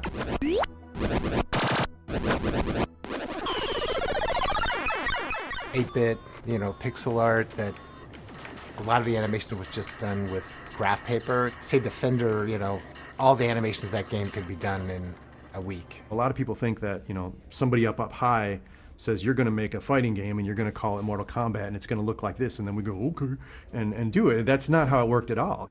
It's a bit of the Wild West. There wasn't rules. There wasn't any, well, this is how you make a video game. Everybody made it differently. And as long as cool new stuff was showing up on your screen every once in a while, management would, peek their head in. Oh, you got fatalities going. Good job. And then they'd leave and you just continue with it. Win. It was so pure, you didn't have to, have a committee meeting every time you wanted to add a feature. And things were so loose back then, there wasn't really a workflow. It was like, hey, we need to get something done. Just do it. It was just like, yeah, let's try this out, and see if it works. And I think maybe a part of it was also that I wasn't conscious of might have been to keep costs down. I know what my salary was at the time. I don't know what Ed's salary was, but I have to believe that the development of MK in terms of the cost of us had to have been, I don't know, not much. And I remember at the end of my first year working at Midway, I was doing my taxes. My dad was helping me do my taxes. When I started at Williams, I was making $19,000 a year. He knew the hours I was putting in, and we did the math, and I was making probably $2 an hour is what I was making working at Williams, and I didn't care. I loved the work so much.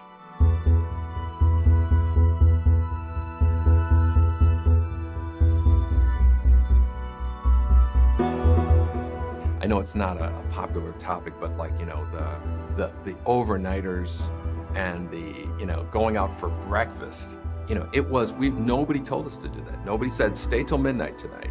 If anything, they were, you guys are burning yourselves out and you gotta take it easy or something, so. Because of the schedules and because of how few people there were, and we were all playing multiple roles, wore multiple hats, that there was just too much work. And it wasn't like we were being made to do this. It was an art, it was a craft, and it was a labor of love. So we were so passionate that we spent, all of our waking hours and our sleeping hours in the studio. Some people look back and they go, oh, that was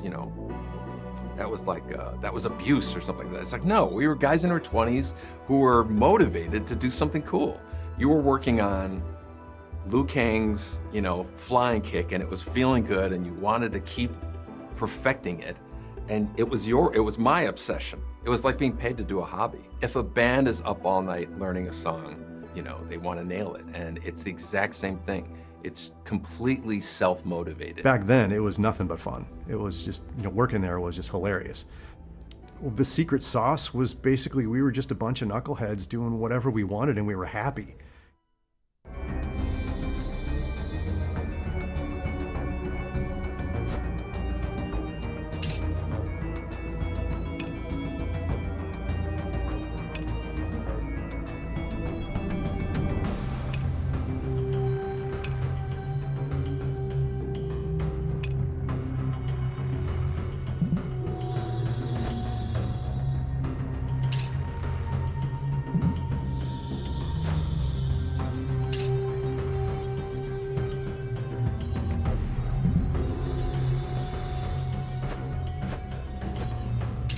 My job on MK1 was basically to do backgrounds. Like John would do characters and I would do the backgrounds. Things were very simple back then, you know, like. One more time.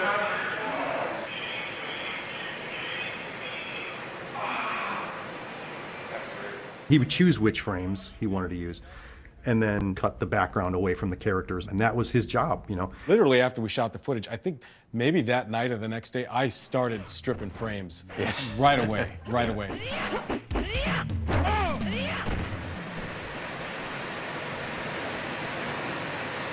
did a lot of playing around with lighting. We were just sort of discovering. I think we probably taped more than we needed just to make sure that we got enough coverage. I remember after the Sonya's leg grab, having to say something along the lines of, you know, trust us, it's going to be really cool. The image was clear in my head. Sometimes we forget that it's not inside everybody's head.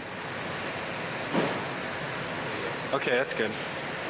Okay, now once from the middle, all you have to do is just land right there. Okay, can you do that, or is that The beginning part. She should do it from the stance. Right. We were trying to get a film-like quality, but we wanted to just amp it up a little bit. And once we realized that pumping up colors really attracted people to our games, that was, you know, also our trademark.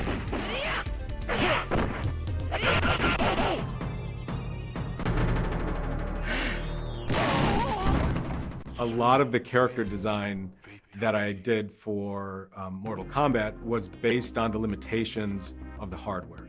So I knew that we had a limited color palette that we could work with. I knew that you know, the pixel resolution kind of restricted what we were capable of doing. So bold colors, simple shapes would distinguish one character from another would be important. And I knew that a color palette that would distinguish one character from another was also important. And I was careful not to repeat those things. You know, the thing about the ninjas was, you know, the nature of them. As you know, there were palette swaps of each other. It was all to save memory. You know, it was a very precious thing in our arcade games. And so Scorpion and Sub-Zero, they were the same character with different colors. You know, John wrote this amazing backstory behind them, making them enemies, and that added to the mystique of the characters.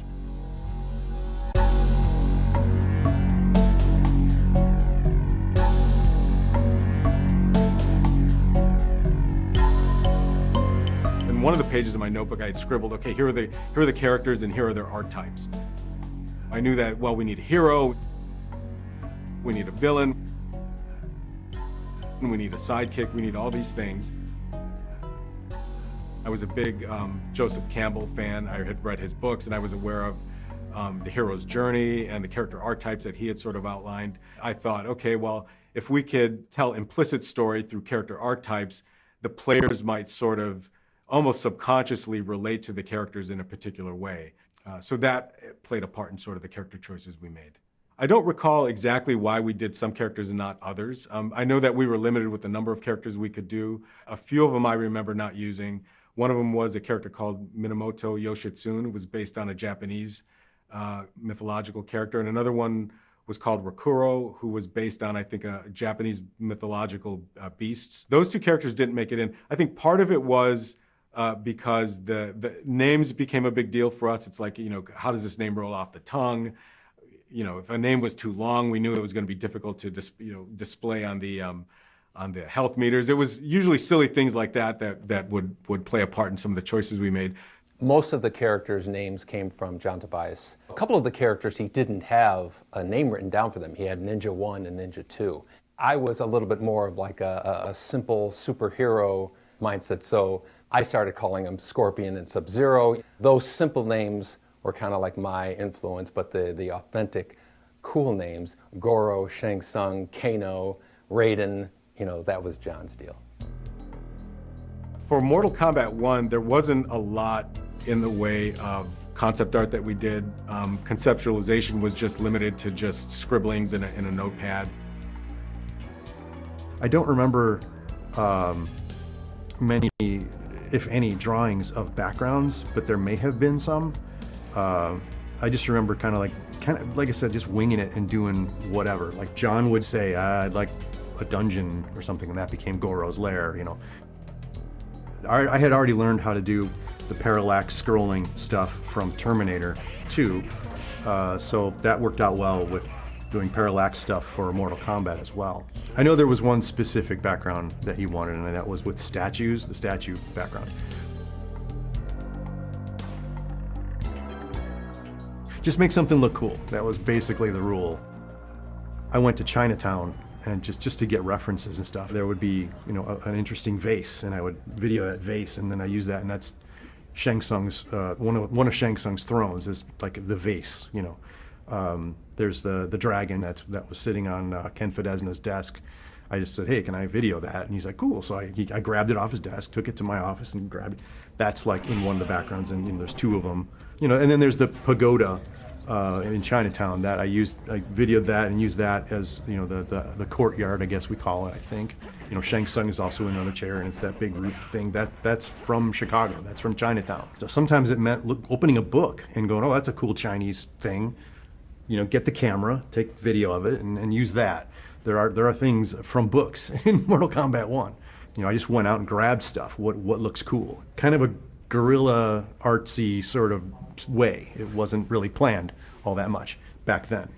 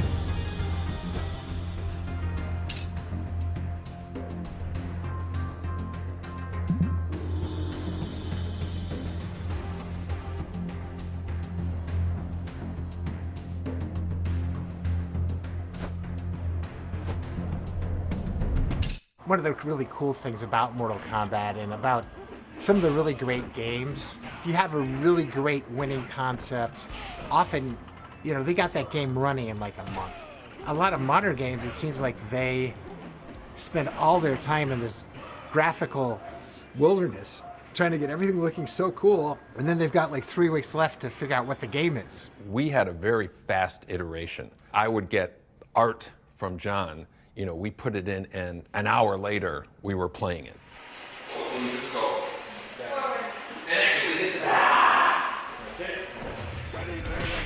Raiden wins.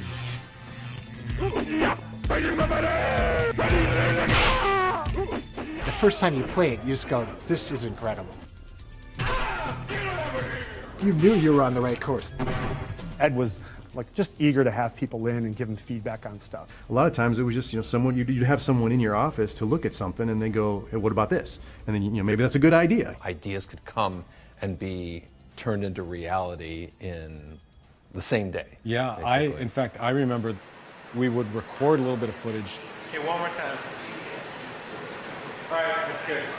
And it wasn't until Ed actually got the frames and could get them in the game, not until that point would we know that we were making the right choices. Yeah.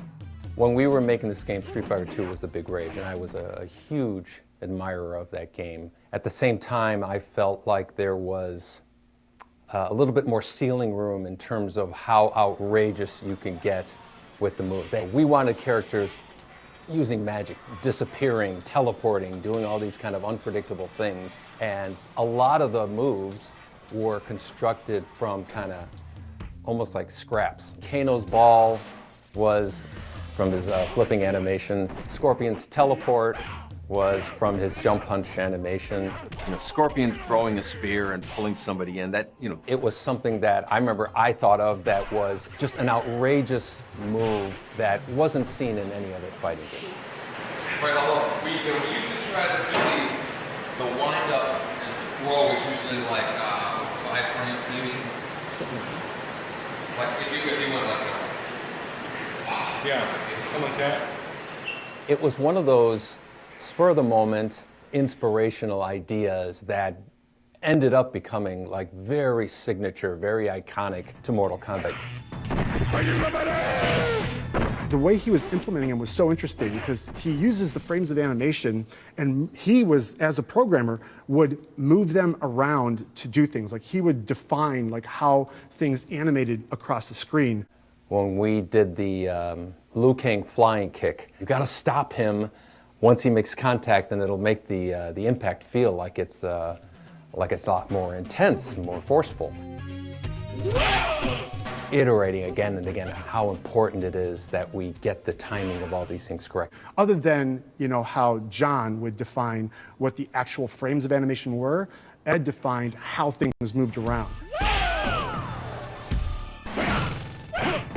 there's little nuances that are put into the game that a lot of players don't identify, but they just know that it feels good, and they're not sure why.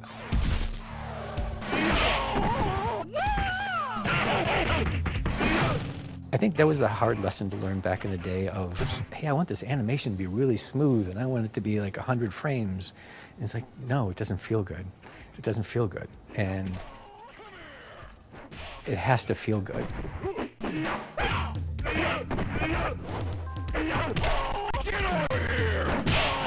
Like, it's got to have impact. Impact and drama, you know, that's what people are going to respond to. Get over here, you know, the uppercut was such a big, ridiculous reaction. Getting the animation of the character, launching them into the air, putting the blood on it, being knocked down, and they shake the screen. And the sound call that Dan Forden did. It's like, no, we need like a really big sound for a hit. It's like, okay, so I made like a really big sound for a hit. The scream of the attacker. The victim, you know, yelling as he flies away. Put all that stuff together, it's like boom. It's like, oh my God. I remember we were just walking around just doing uppercuts again and again and going, you know, God, that feels so good, that feels so good. That's how people knew when something was cool in any game. People were gonna be like, holy smokes. And now you know you have something. And then, so that, and then the fatality.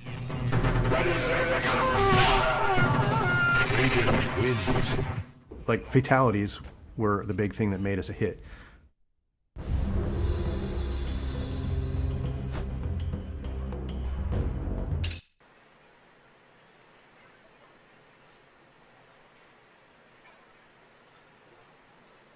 You know what would be a cool ass move?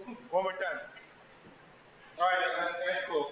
Do ninjas ever have this sort of... That was cool, Dan. What was that? You pull something like an arrow or whatever, it's stuck into the other guy, and it dragged him across the... Didn't you say... Right, although we used to try to do the wind up and throw is usually like 5 frames maybe. Like if you went like yeah, something like that. You can do the wind up. Maybe something more like you do like this, because you know what I'll do? I'll like trail the rope. Right. Can you make where you throw it the plane like I want the thing to hit the guy in the chest, you know? Because we have a bunch of frames from big now, and we use that as a drag. So when you stop, your arm is parallel with your chest, as opposed to way down here. Okay, so try to do it chest level. Okay. A little bit more of a wind up. So that would be alright, because I could do like a little thing of the rope more like this, like it's like a little snake thing. Oh, you know what? Wait, you know what we should do? After he does that, we should have him do. Well, I think you have to do like a... Yeah, okay. So, do the throw, and then we need some kind of pull back. Put your hands together and do that. Okay. Yeah.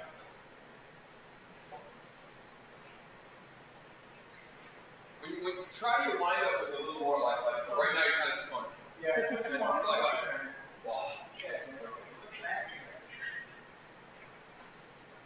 Okay, one more time.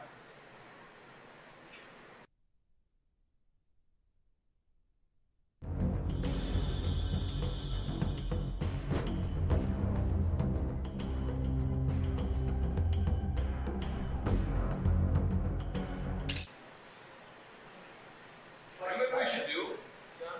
What? Is if we had 2 stance frames for him.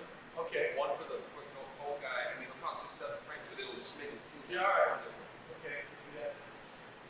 It'll have to be kind of similar because they're both going to be going to the same punch. Right. You know what I mean? Right. But different enough that they're fighting each other. We'll do that one stance you just did, and we need one slightly different. Because what we're going to do is we're going to take the yellow of your palette and have another ninja.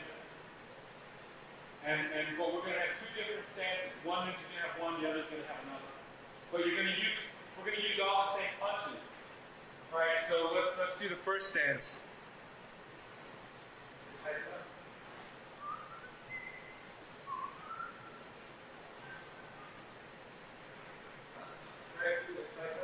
Try doing this out like this. Yeah. A little slower. A little slower, yeah. Okay. That's good. I should be able to get some. And then let's do the second one. Which is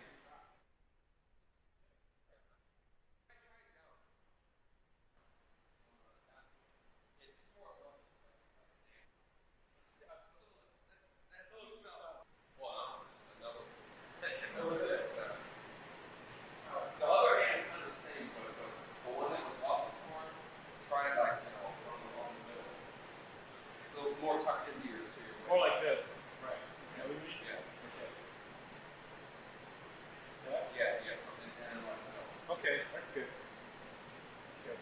Yeah, keep it open. Keep it open too. You want to move one? Yeah. Try a little more body movement. And try to like rock in a repeated manner, something that, yeah.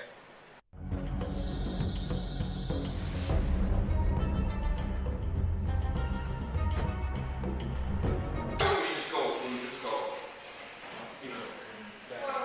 actually hit the back.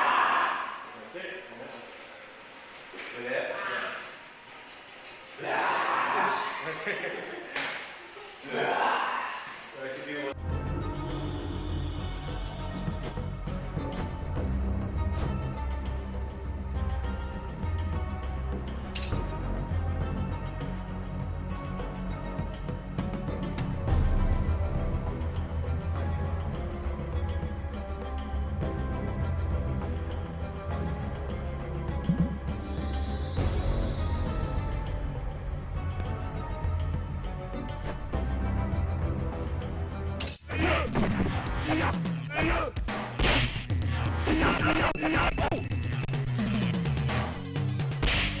Raiden wins.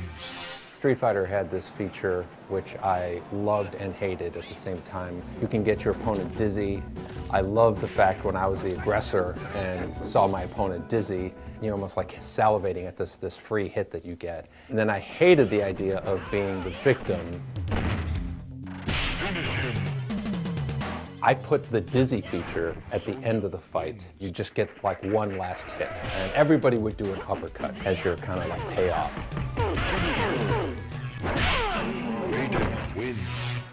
We had a feature that we had dropped in the game where Shang Tsung, when he would defeat you, he would take a sword out and he would like cut your head off.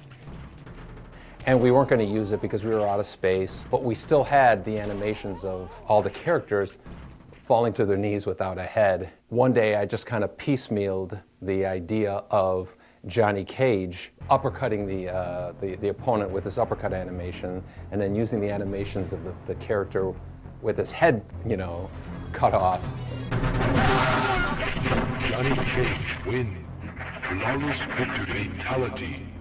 I showed it to John, I showed it to the rest of the team, and everybody lost their mind, and we have to do this. The fact that we gave the players the ability to actually perform this kind of death blow, this kind of killing move, was really the birth of that idea. Some people were kind of like saying, I don't think we can get away with, letting the player kill the other player. So we showed it to management, and they loved it. I was surprised that we could include the level of blood spattering around that we did. But of course, when I was working on Mortal Kombat, I had just come from Smash TV and Total Carnage. And so, the levels of blood spattering around the screen wasn't new to me. From that point on, it was, okay, now we got to think of fatalities for all the characters. Some of the later characters, we actually grabbed animations of them, Kano ripping the heart out, Sonya doing the kiss of death and all that. The spine rip was a suggestion from John Tobias, referencing the movie Predator, and he said, why don't we do what they did in Predator where you pull the head out? It's just like, it was just like, oh my God. And I remember saying, I think that's probably crossing the line. We can't do it. Again, once we mocked it up, put it into the game, there was no turning back. Everybody was just losing their mind. And if anything, I felt like there was a bit of encouragement coming from other folks, around the office, just because of the excitement that it drew from the players. Everybody had to see this. No one had ever seen somebody removing someone's spinal cord. It's interesting. It made it so much more emotional. It's just like, you're just like, yeah! It's almost like that barbaric, primal emotion, like, yeah!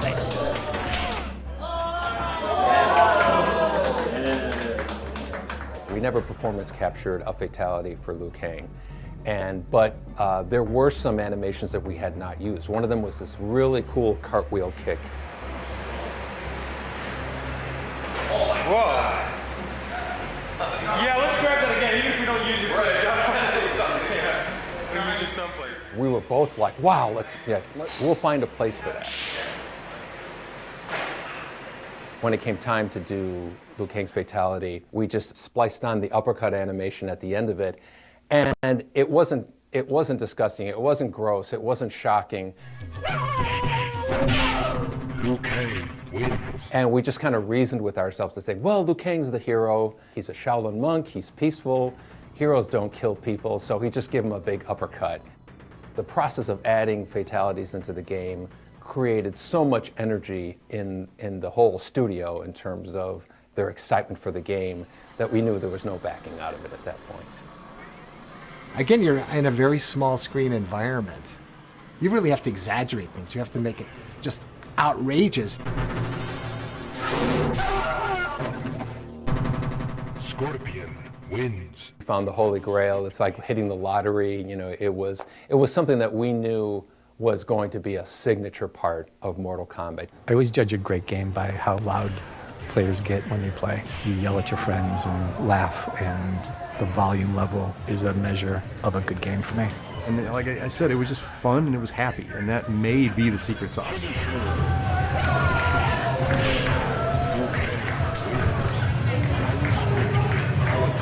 Again, when you see people playing the game and they're losing their minds and they're reacting to it, there's your fuel. Yeah. There's your fuel for the next, for the next year to do it. So.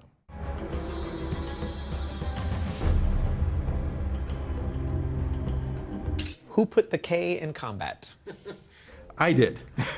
I put the K in Kombat. I didn't come up with a name, but the K. This is my story. This is my memory, anyway.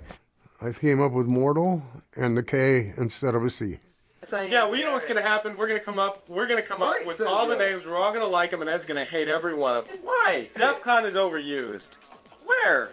Everywhere. I've heard that so many times. Yeah, every time you watch War Game. Ed's probably right behind me, isn't he? Like, oh, no, you didn't. I think there's different stories going on. This is my recollection. It's been 30 years. We had a bunch of words written on a grease board. We didn't have a name, so there was a bunch of possibilities, and one of them was Mortal Kombat.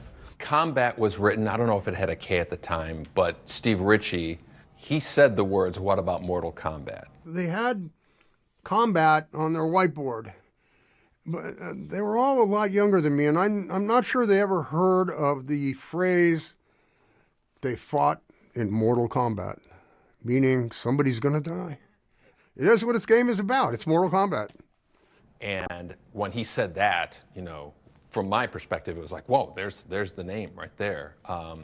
But I don't remember. Do you remember where the K came from? Yeah, so yeah, what I remember was that. And then I think we went to legal with that name, Mortal Kombat with a C, and they came back and said no, because they couldn't trademark it, because it was, I guess, a common term. I remember it was John Vogel, right, who wrote the K. Yeah, yeah. And in fact, he might have done that before that conversation with the legal department. As a joke, I was in the room with Ed, and as a joke, I changed the C to a K, and we were like laughing about, ha ha ha, that'd be funny, oh, it's so stupid. And then, so I said, all right, and I was putting it back to a C, and he goes, no, leave it, just leave the K. And so that's my memory as how it happened. No, it was me, because the C was like, I don't know, just look cooler with the K. That's my thoughts. And then I think we went back to legal and said, what about if it has a K? And then they went away, and then they came back and said, yes, you can. If you put a K on it, we can trademark it. Actually, John Vogel's involvement does ring a bell for me. I don't think I was enamored with the K. I thought it was goofy. And then when the realization hit that, well, if we change it with a K, we can use Mortal Kombat, it's like, oh, damn it. We're going to give it, like Vogel was right. Yeah. So whether you hate me or love me for it, now C's are now K's.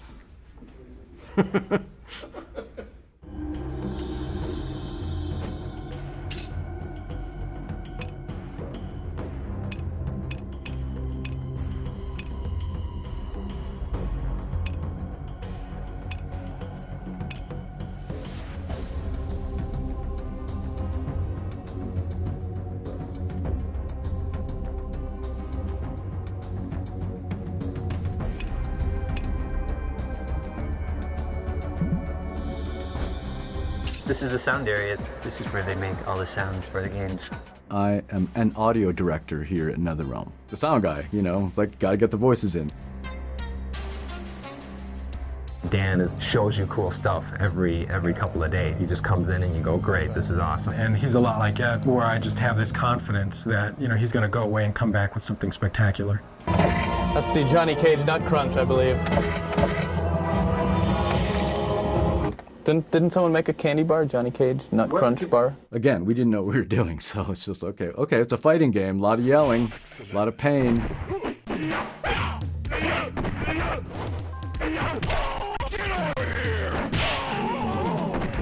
I don't think we had enough memory to record, okay, this is Scorpion's voice, this is Sub-Zero, so we just, like the men, we just mixed and matched. And I think Sonya was the only female in the first one, so we had obviously a female voice for that, and that was hers. But the rest of them, I think, would just be shared. We just get the talent, which was just people around the studio. It's not like we were hiring people to come in and do this. We recorded me as the announcer, as Shang Tsung. Liu Kang wins. Finish him. Liu Kang wins. Fatality. Fatality. All of those kind of classic sound calls was me, because we didn't have somebody with a better voice. Later on, we found Steve Ritchie, who had a much better voice in terms of like an announcer. Baraka wins. Flawless victory. Fatality. I did a terrible Bruce Lee impersonation for Liu Kang. I think I did a yell for Kano. Kano wins. But I was also the voice of Scorpion, yelling, get over here. Get over here. Excellent. Come here. I had worked with Dan Forden for many years at the time. I remember there was another sound guy who thought that was the stupidest thing in the world. And it kind of was, why would a ninja, yell, get over here? That's such like an American kind of thing. Scorpion wins. The idea was, again, the outrageous presentation. We really wanted to have, just yelling and loudness in general into the game. From something that became with such silly roots and beginnings, you can't imagine Scorpion not having the get over here. Ed would get me, this is back in the days of VHS, right? He would get me a playthrough of the background that I'd be working on. these are the instruments that I have, and look at the background, trying to think of like, well, what makes sense musically for this. You try to imagine the action of playing the game and what the music's gonna do to like get you revved up. Ever since, I don't know, the 70s, early 70s even, always liked progressive rock a lot. So a friend of mine turned me on to King Crimson in high school, and that's been like a love of mine ever since. And so there's no doubt that there's a lot of King Crimson influence in the Mortal Kombat music that I wrote over the years. You know, like the very first tune, it's a melody in a diminished scale, harmonized at the fifth. So that sounds like a lot of King Crimson stuff. I think they pretty much liked everything I did. I don't remember doing over too many things. Now and then there would be like, you know, maybe you should try this instead of that, and some sort of corrective feedback. But for the most part, it's just we were just kind of making it up as we went along.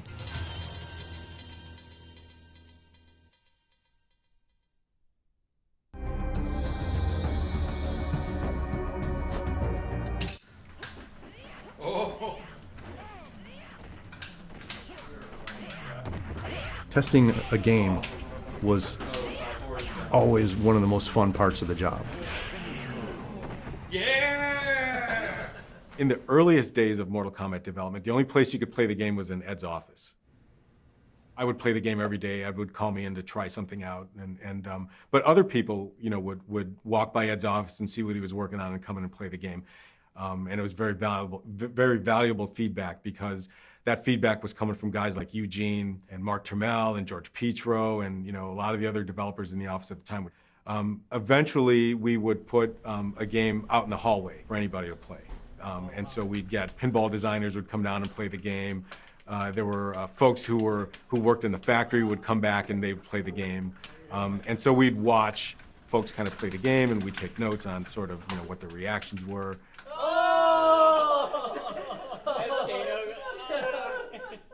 And then eventually that would lead to our first weekend test. Testing the game in the arcade was such a critical part of determining what's working and what doesn't work. Being on test is like one of the best parts, one of the most exciting parts of doing an arcade game. Our first location test was a weekend test that we did, and that was done at an arcade called Times Square. It was a Friday night, so it was packed. The arcade was packed. And there was a crowd around the Street Fighter game. Street Fighter 2 was out at the time. And I just thought, there's no way these guys are coming over to play our game.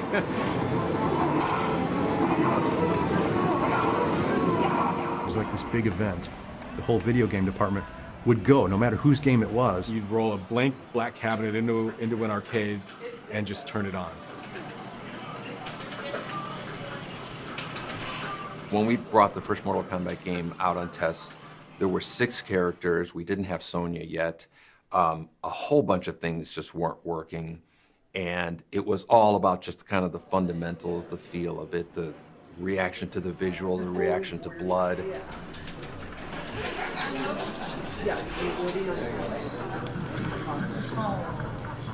That rush, that reverie, or the destruction and devastation if something doesn't work out, you know, like, it's like, oh, we got to fix that, you know, and it hurts, you know, it feels bad. I remember watching the first player, who was one of the guys from the crowd, walking over and looking at the attract mode and then dropping a token in and playing the game.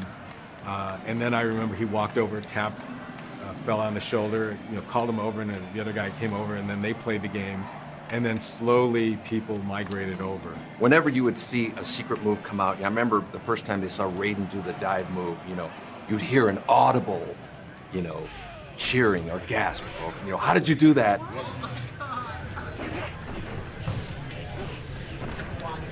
Easily the most enjoyable part for me was seeing and hearing reactions from players. And at some point, Ed, I think, went in and he did a fatality. Kind of a thing, and then he walked away, you know. Like, now it's a big frenzy to figure out, like, how do you do that? How do you do that? And that's how people found out about the fatalities. Assuming my memory is correct, but I believe that's how it happened. We would never perform fatalities in front of people, because then someone's going to see you do it, right? Like, we wanted to launch the game and have people discover it naturally and organically.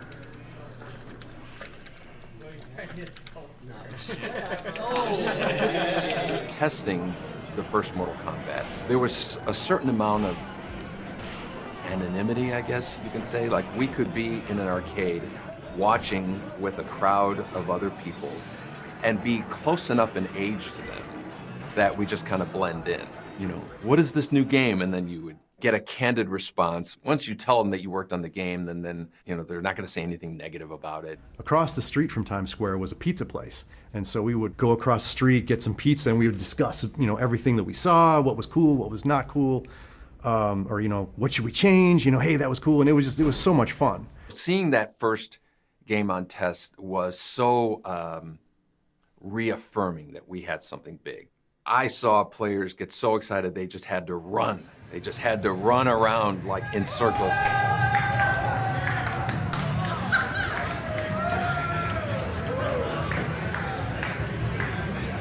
By the end of that night, we had a pack of players around our game, hooting and hollering and just having a, you know, a great time. Players that we saw first see the game on a Friday, we saw them the entire weekend. And I think at that point I thought, okay, we're gonna be okay.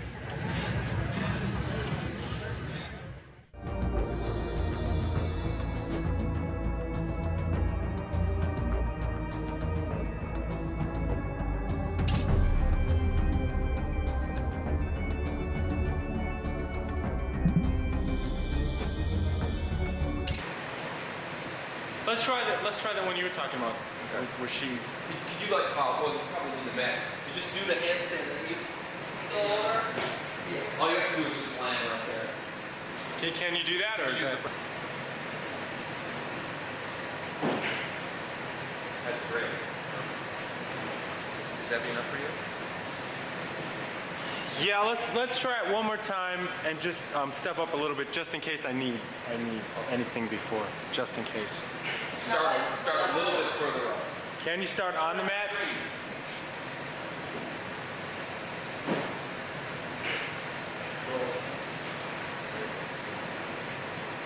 Okay, now once from the middle, act like you're just getting into it. You even have to. This is so we can do the beginning part. She should do it from the stance. Right, from your stance. Get like in your stance and just act like you're getting into it. Actually, she should step up. Move to the middle, like where you're. Okay, that's good. Yeah, that's gonna be a good move. You'll be impressed when you see what we turn that into.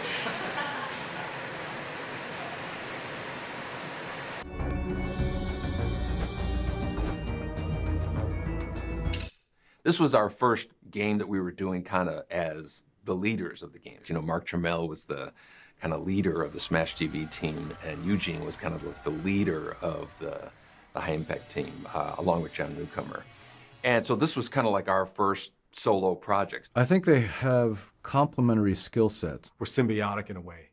Certainly in the first few games, it was just like we just knew what the other person was looking for. And I don't know that we ever, I mean, if we had an argument, it certainly wasn't about the work that we were doing. We just seemed to know what the other person was looking for.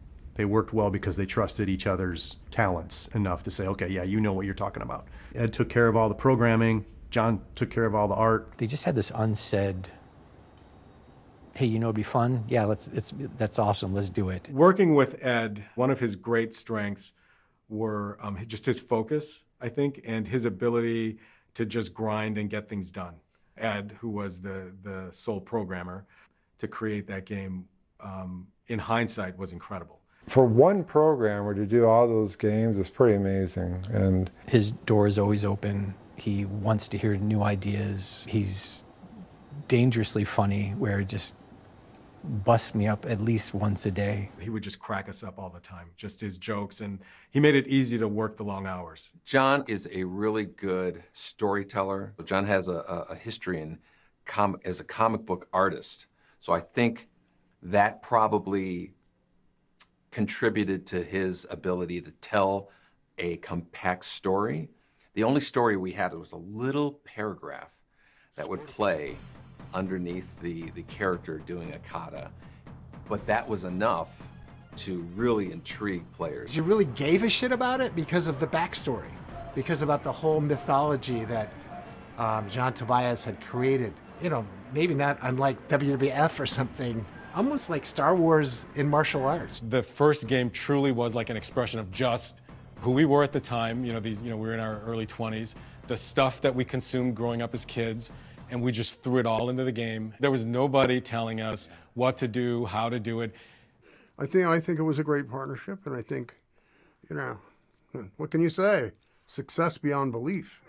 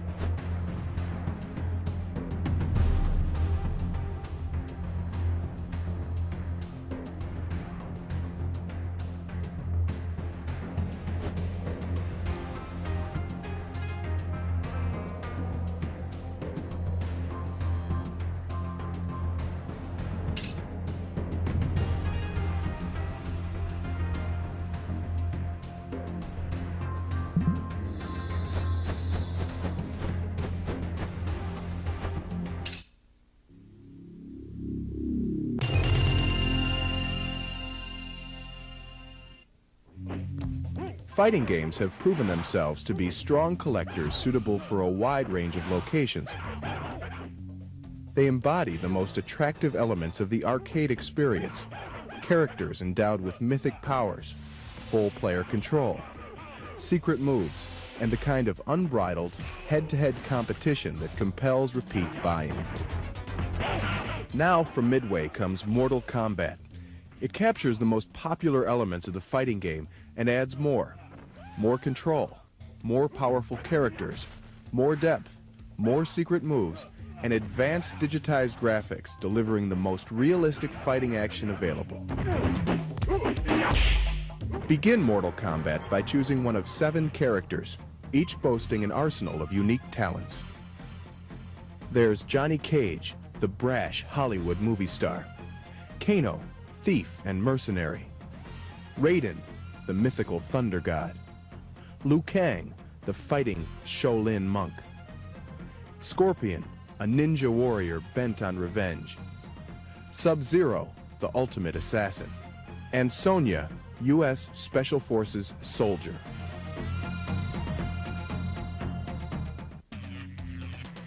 Each player has 5 basic moves corresponding to the 5 action buttons. High punch, high kick,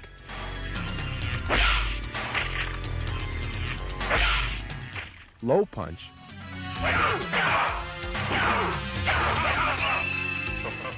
low kick, and a block.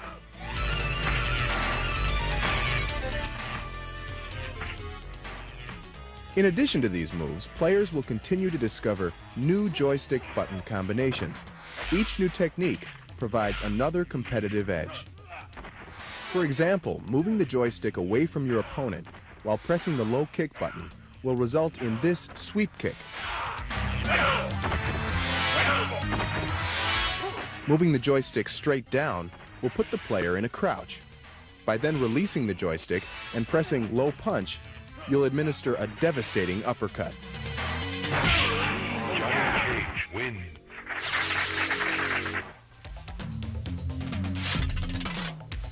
Excellent. Secret moves play a big part in the success of any fighting game. Collections soar as players strive to develop a character's full fighting potential. Mortal Kombat has several times more secret moves than the nearest competitor. The button joystick combinations required to execute these moves are different for each character, as are the moves themselves. And each character's arsenal of secret moves offers unique tactical advantages. If you learn one of Sonya's secret moves, you'll be able to perform this devastating scissor throw.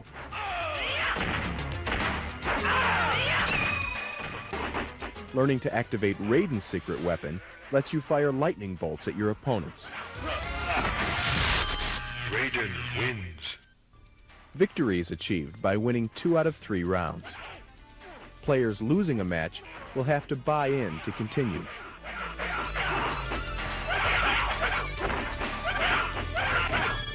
Liu Kang wins.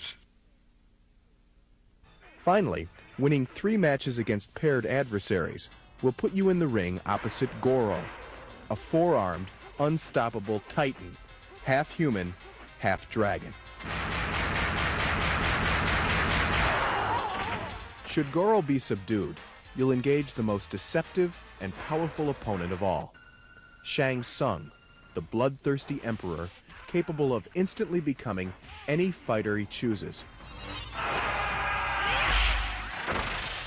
Conquer Shang Tsung, and you will have joined unfrequented ranks, those who have battled all adversaries, yet survived. Test your might.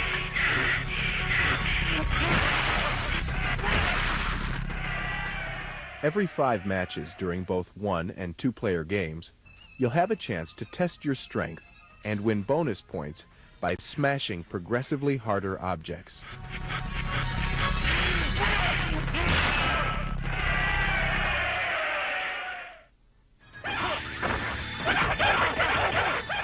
Two-player mode allows true head-to-head combat. Players must rely on their fighting abilities, as well as a knowledge of their character's strengths, as they are matched against an opponent with different, but equally lethal, abilities. Each player selects a character and the match begins. The player losing the best of 3 match will have the option of buying in to continue. The winning player will continue to play as long as he maintains a string of victories. Loser pays, winner stays.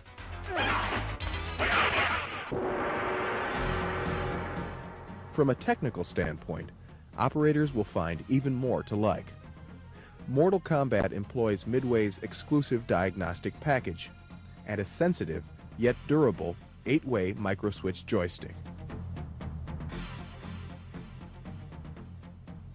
In addition, operators will want to be aware of a dip switch setting we've included, allowing them to temper the game to fit the requirements of a location.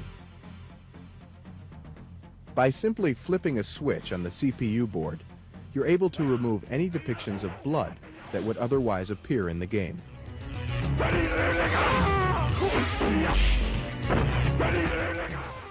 Another dip switch will disable the most graphic secret moves. In this way, operators can be sure they're matching the game to the disposition of their clientele.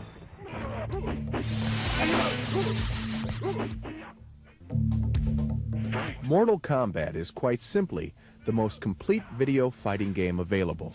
It boasts the industry's most realistic graphics, digitized images of real martial arts experts, heroic characters more powerful than those found on any other fighting game, secret moves to learn and master, and fierce battles against titanic adversaries. All of these elements combine to make this game powerfully unique, the world's most advanced interactive fighting experience.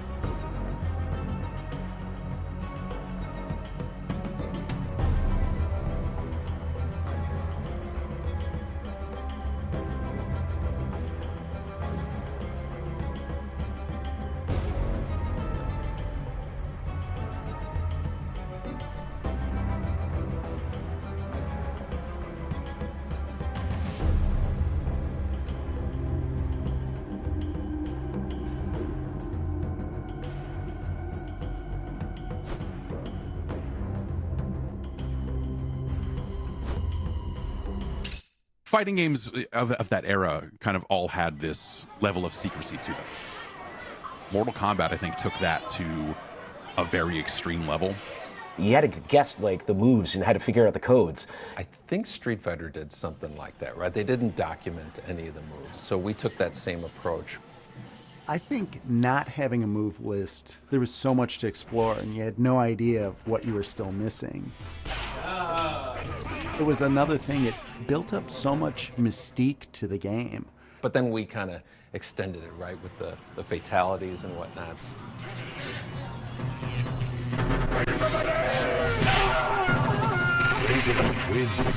Especially at the end with the character Dizzy, there was a certain amount of, you know, what are you gonna do? You would see them trying to trigger something else. They knew that there was something secret in there. The announcer's like, finish him! And you go up and go, boom. And you're like, damn it! I screwed up the fatality. It's like the worst feeling in the world.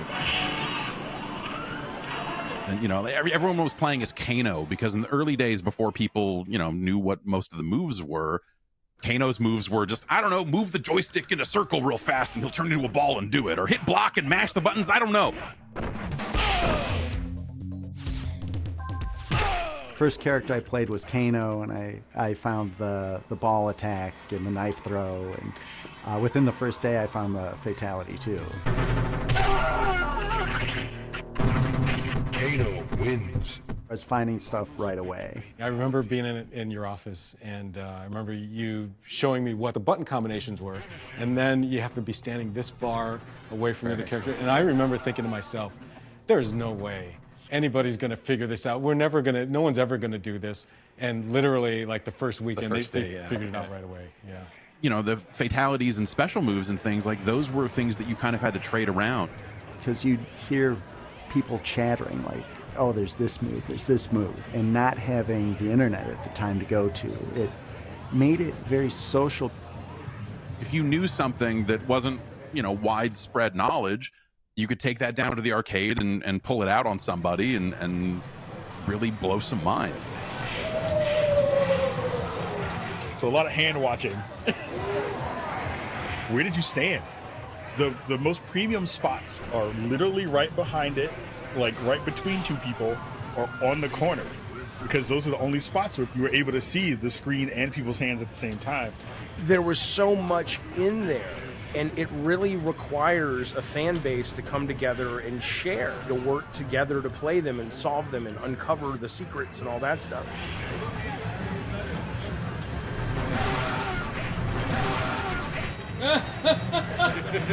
I was always obsessed with those kinds of things. I was a big fan of Street Fighter, and there was this rumor that was not true, that there was a character in there called Sheng Long. And I remember when we had started this game thinking, you know, we have to have a real secret character. And so there was a Sunday, and Scorpion was yellow, Sub-Zero was blue, and I went into the art program and tinted him green, made up these crazy rules in terms of how to find him, made him jump out occasionally and kind of tease you with his existence. Put it together in one day, didn't even tell John about it, and was just kind of wondering how many people are going to pick up on this.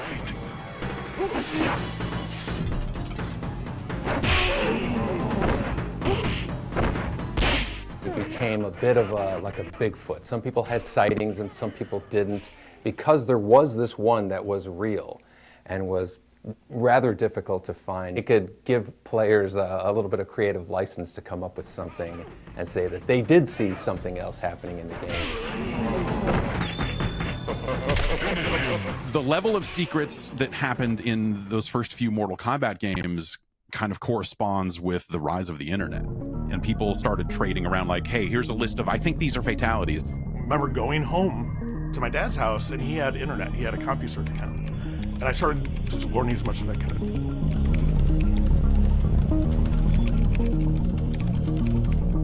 And I'm like, Dad, can I go back to the arcade? I want to try some of this stuff. I made it my mission to test all that stuff out. And that became my calling. We need to investigate.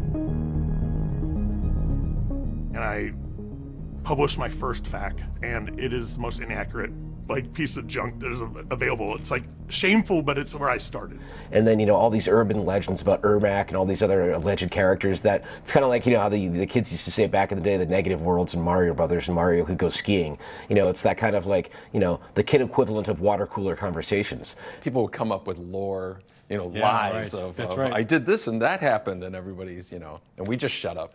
A friend of mine in high school said he was cousins with someone who filmed for the game, and that there was a secret character that they had filmed. So I put it in my FAQ, and I trusted him, and found out way later he was just messing with me. The people feeding in things that they'd want to see in the game would kind of blend in with what was really there.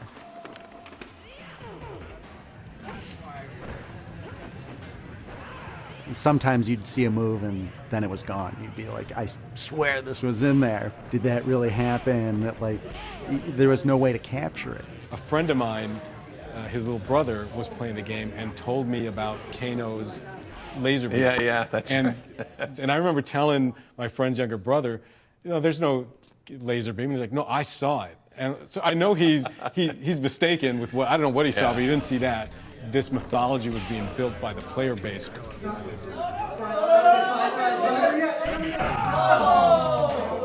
I think we understood that pretty early on, and Ed, more than anybody, I think really took advantage of that and kind of messed with the players with hiding stuff in the game. Yeah, I remember somebody found one of Sonya's moves, and I foolishly changed it because I read it on a news group, thinking, yeah, I got the best of that. And they did some devious things to keep a lot of those things secret. I think there was a revision of Mortal Kombat 2 where they just arbitrarily changed all the fatalities because everyone figured them out too fast. And it's maybe the most devious and mean thing they've ever done. I remember thinking at that point, yeah, this internet thing has gotten, you can't beat it. You can't defeat it. It's just too powerful. One of the fun things about going to an arcade was, a lot of people didn't have the internet just yet. So people would show up with their copy of their FAQ. Once I was there and I saw someone with my guide, like my FAQ, and I was like, oh, where'd you get that? He's like, oh, the guy who wrote it sold it to me. And I was like, what do you mean sold it to you? I wrote it. We had a Mortal Kombat comic book that John drew, and we were the ones stuffing the envelopes, and we started writing messages to players. Sonya has a slide move, She didn't have a slide move. Within a week, I was at, it was like Galen North or something arcade, and some guy was playing Sonya, just keep trying these things. And one of the guys said, what are you looking for? And he goes, I'm looking for Sonya's slide move, Poor guy was, looking for it. But we were just adding fuel to that fire. Most of those secrets went unknown to me until much later in life when walkthroughs on YouTube became a thing. And I was like, whoa, I totally missed a lot of stuff in a lot of games. So to us, secrets were basically replay value, and that was the most important thing for us. Having more to do with the game, having more to discover, more to enjoy. We love the idea of, just this question mark over the game. What else is in there that nobody else has found? And it just made the game that much more mysterious, right?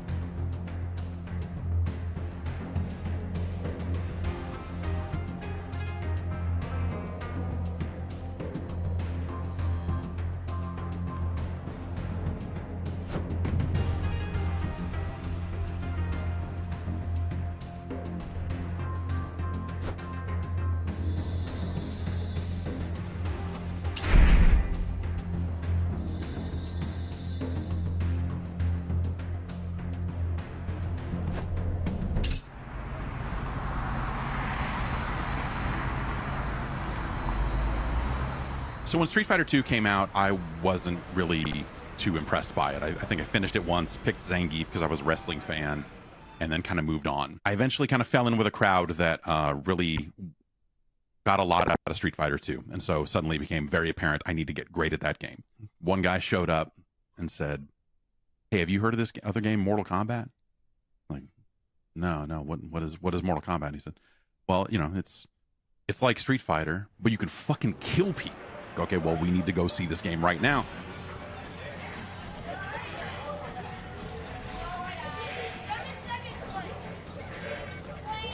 I absolutely remember the first time I played Mortal Kombat.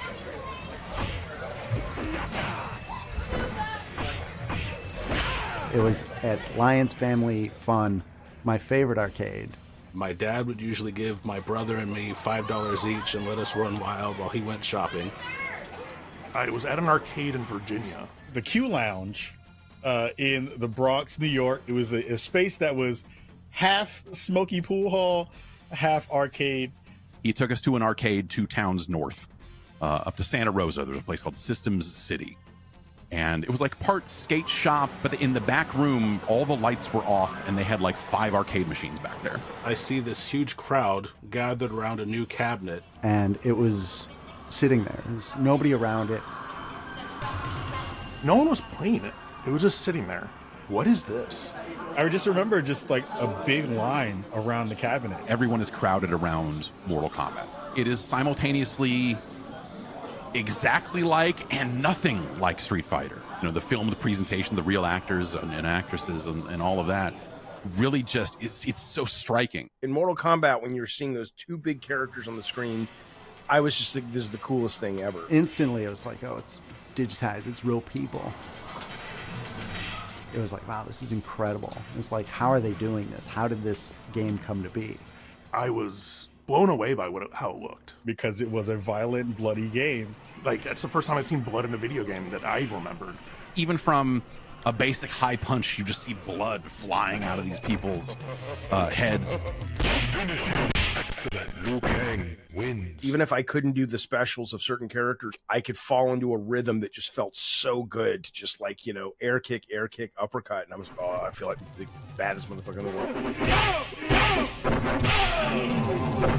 In a time where you didn't see that kind of stuff in games and especially in arcades where kids were, you know, running around with their parents, and parents were still freaking out too, kind of seeing what was happening. My dad came up behind me. I didn't know this at the time, but the screen went dark. Kano ripped out a heart and held it up, blood dripping from it. And my dad went, "Oh, no, and whisked me out of the arcade. And that's when I knew I had to play that game because I was not allowed to play that game. People getting chopped in half and torsos being dismembered. Liu Kang wins. Flawless fatality. Oh, I didn't know you could do that in a video game. I didn't know that was allowed in a video game. And we're, you know, 16, 17 at the time, so this is the most exciting thing in the world. The endings and how every character had, even though Street Fighter, they had an ending, but Mortal Kombat was like the first thing that really affected me that was like, I really want to play all these characters to see what happens. And this is before YouTube, so it wasn't like you could just go on YouTube and watch it. You had to, you know, earn it, right? What's Kano's backstory? You know, what about Sonya? That's what we wanted to know about. And, you know, they specified a lot of it kind of in, you know, various screens and whatnot. You know, we were hooked. But it didn't take long from there for that game to be literally everywhere. Every single pizza place, 7-Eleven, arcades, the arcades that were left at that point, all of them had a Mortal Kombat machine probably within a month.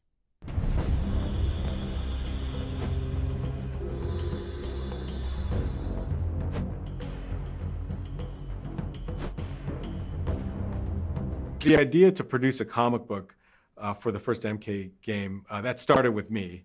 Coming from comic books, I had a great desire to sort of tell this story that we weren't able to tell in the game. And so I thought, what better place to do it in a comic book?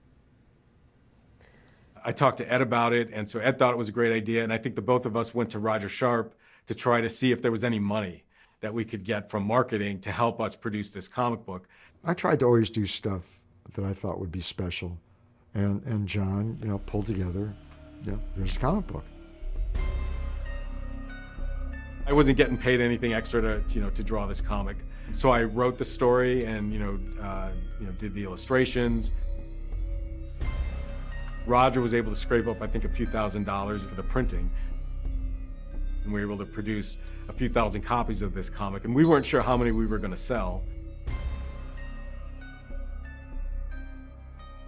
There was an advertisement in the game, and players would see the advertisement in the track mode, and they would mail in a check for $3. Sometimes they would mail cash. Ed and I would get bags of envelopes, sent to a P.O. box, and they would ship us these boxes of comics. Okay, well, who's gonna pack and mail these things?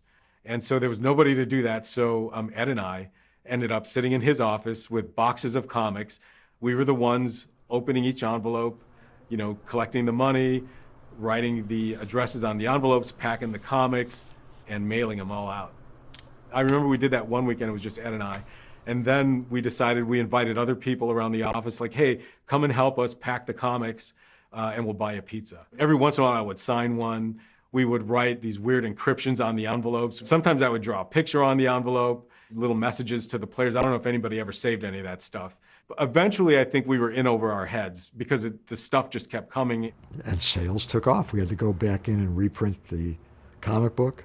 And then eventually Roger, I think, handled, I don't know who he paid to do the packing and the mailing and stuff.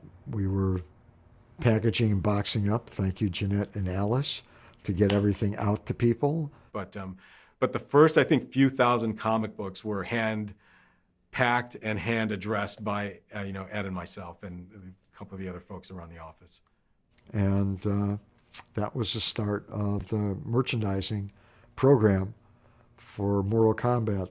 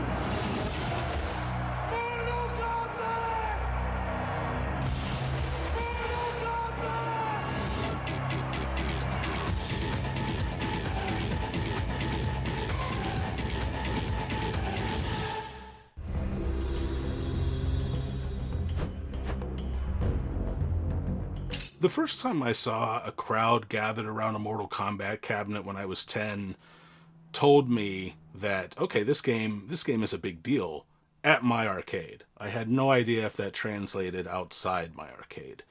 Then Mortal Monday happened. Not just the day itself, but the build up to it. Seeing the zeitgeist around it was huge. Conversations around Mortal Monday were happening, the first kind of big marketing push.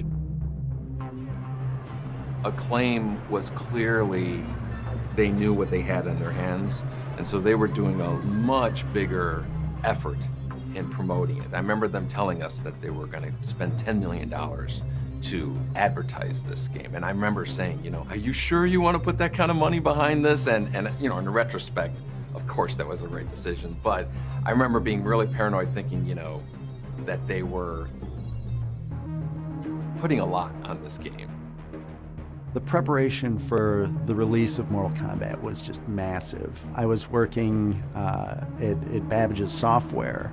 Pre-sales had started early, so like we knew we were going to be just selling out. It was all I could talk about.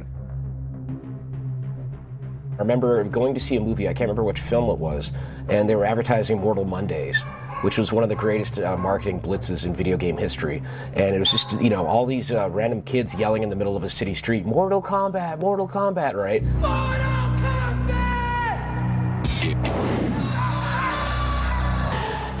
That commercial with like people running down the street screaming Mortal Kombat, and they were teens, and I was a little kid, and teens are the coolest thing you could be when you're a little kid. You don't have to show screenshots or anything else necessarily. Everybody knew. All you have to do is just have somebody out in the middle of the street just putting up his arms saying Mortal Kombat. It's almost like, hi, it's here. It sells itself.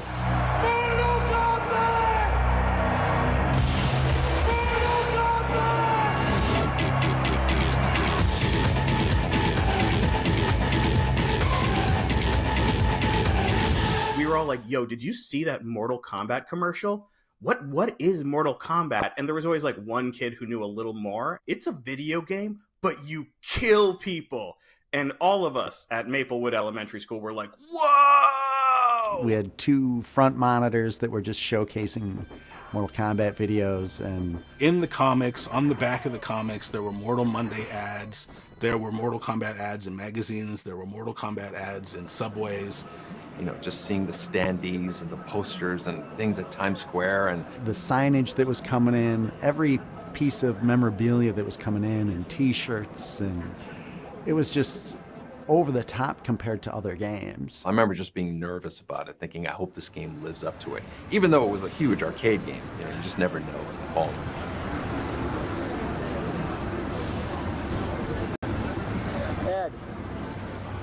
It was insane. There was a giant line, and it was just so exciting.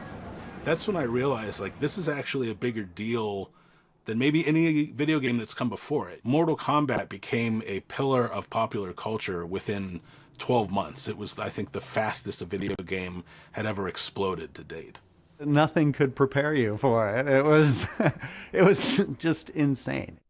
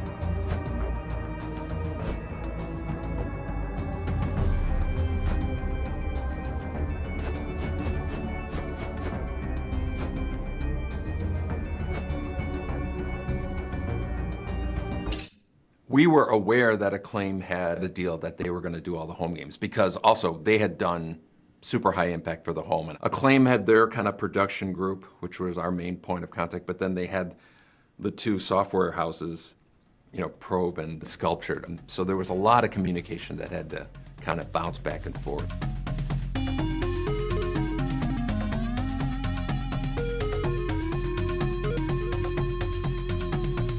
Probe offered me Mortal Kombat on the Mega Drive, the Genesis version, and I said yes. I'm free. I'm available. Like a job's a job, and I said, well, what is it? They were able to kind of actually bring me an arcade machine into my house.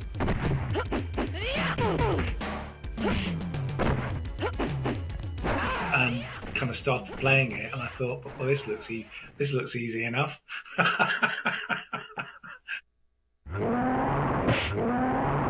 When Mortal Kombat 1 was going to be made for the Super Nintendo, through Sculptured Software, we had a programmer that was from outside our place and brought him in and said, hey, you're the main guy.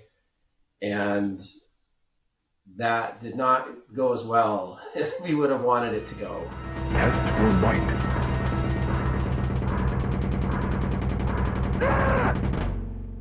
Ed and I would get versions of the game, and so I would give feedback in terms of the pixel art as best I could. Of course, the home games at the time, they didn't have quite the capabilities that we did in the arcade.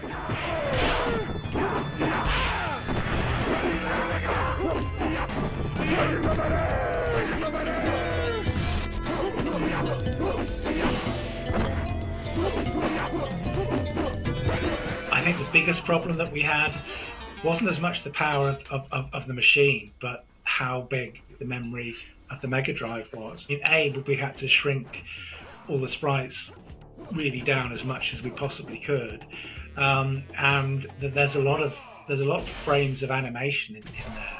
You know, we started off by kind of basically taking out every other frame, and that wasn't enough. So then we had to take out like 3 out of 5 frames, and then kind of concentrate on the important animations, the ones that let you see most. Williams have like a method of writing. It's almost like a kind of multi-threading. It's like that there's a number of different programs all operating at the same time.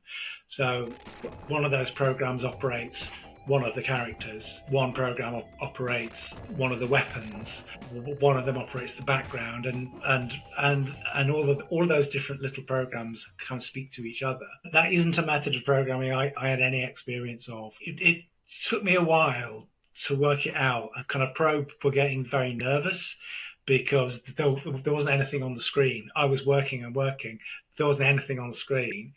And then eventually I was able to basically kind of translate the original code almost line by line. It kind of worked, and the whole thing kind of came to life.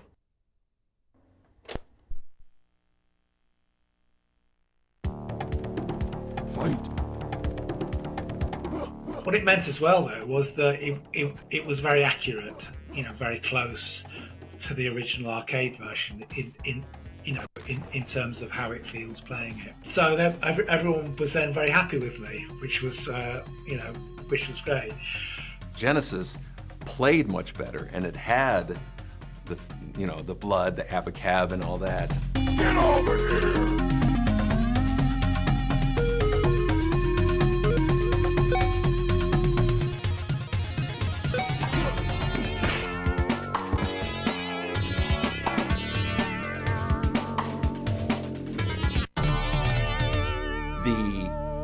Super Nintendo version looked great, but it didn't play as good as the Genesis version.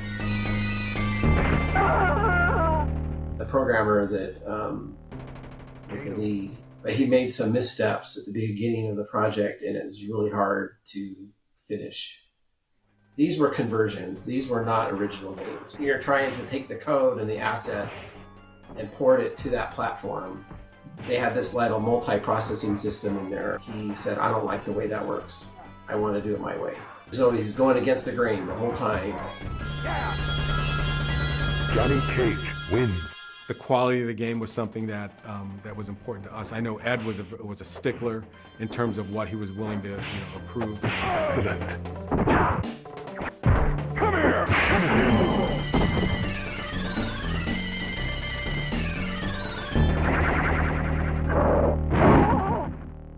And, we were down to the wire. We were, saying that, we're not going to approve it until you fix this, this, and that. And I ended up having to help him. So it got done, but it played not quite as well. They needed to build millions of cartridges, and there's lead times involved with that. And so those two things kind of conflicted a couple times, and there was some tension there.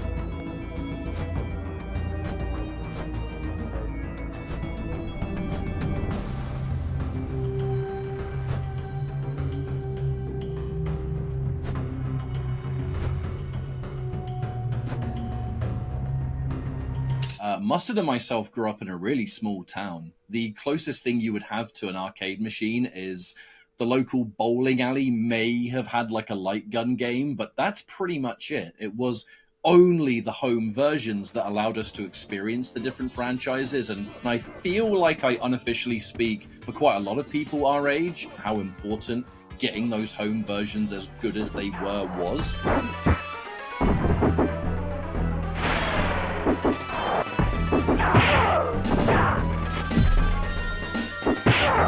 So that the rest of us could still experience it in different parts of the world that arcades weren't as common, especially those small towns. Which side was I on in the home versions? There's only one side. Like, what do you know, it's just the Genesis version. There's only one version of the game.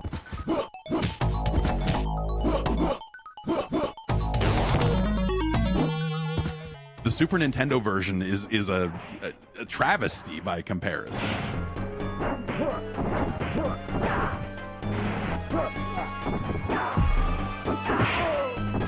I actually thought that even though the Genesis was a little behind graphically than the Super Nintendo, I liked the grittier look of the Genesis version. It really felt kind of down and dirty the way Mortal Kombat should. I mean, also the Genesis version had the blood code.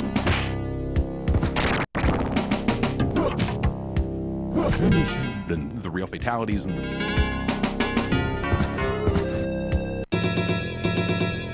the Dullard code and all the other cool stuff in it. I think that made up for like the music in the Genesis version being really hokey and some of that other stuff. My friend had a Genesis. They got Mortal Kombat. His mom would come in every now and then just to look at the screen to make sure there was no blood flying. Finish him.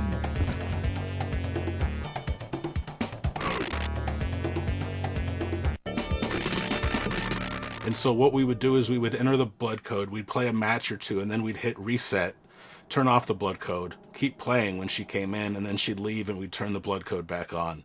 Nintendo screwed the pooch when they didn't allow the blood in the game, and they instead put sweat in it, which the Genesis version outsold the SNES version like 3-1 or something like that. Everybody wanted the violence, you know, they wanted the blood. The Super Nintendo version feels like mud. Like the act of playing that game is so unlike playing the actual arcade game. So I really wanted Mortal Kombat. Not just to fit in, but because I loved it.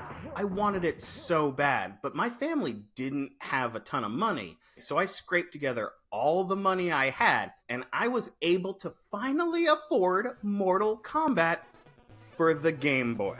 And that game is a experience.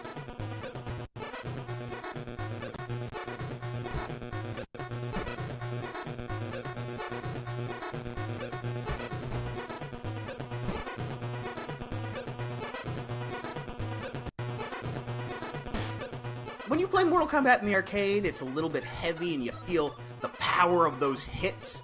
Mortal Kombat on the Game Boy moved like two frozen people were slowly trying to get close enough to hug. Like when you'd push the punch button, it would eventually move the fist forward a little bit at maybe 1 frame per minute.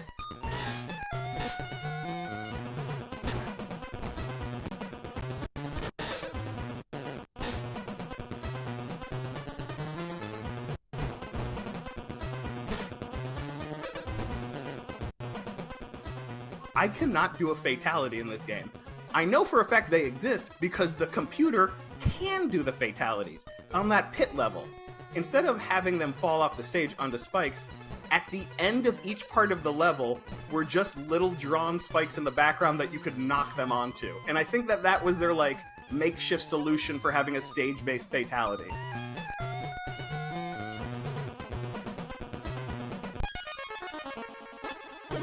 Even as a kid, I knew it was not the best version, but I loved it so much. I even put in a Game Genie code that let you play as Goro. Like, I did every secret possible. I was gonna squeeze every single dollar I put into that game. And I still own it, and I'll still play it occasionally because I'm kind of a masochist, but there's something special about it. There's something that's kind of like pure about a Mortal Kombat game that's so weird and watered down and slow that it almost circles back around to being kind of creepy and mysterious.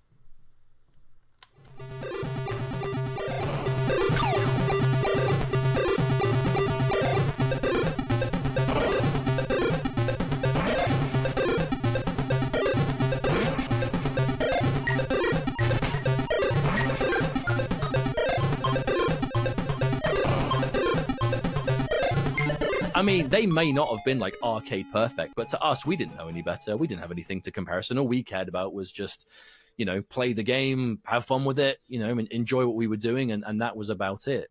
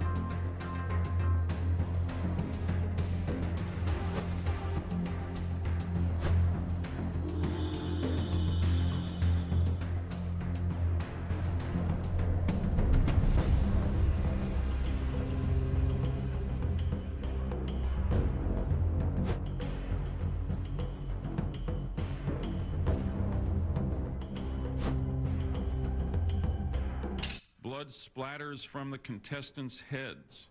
When a player wins, the so-called death sequence begins. The game narrator instructs the player to finish, and I quote, finish his opponent.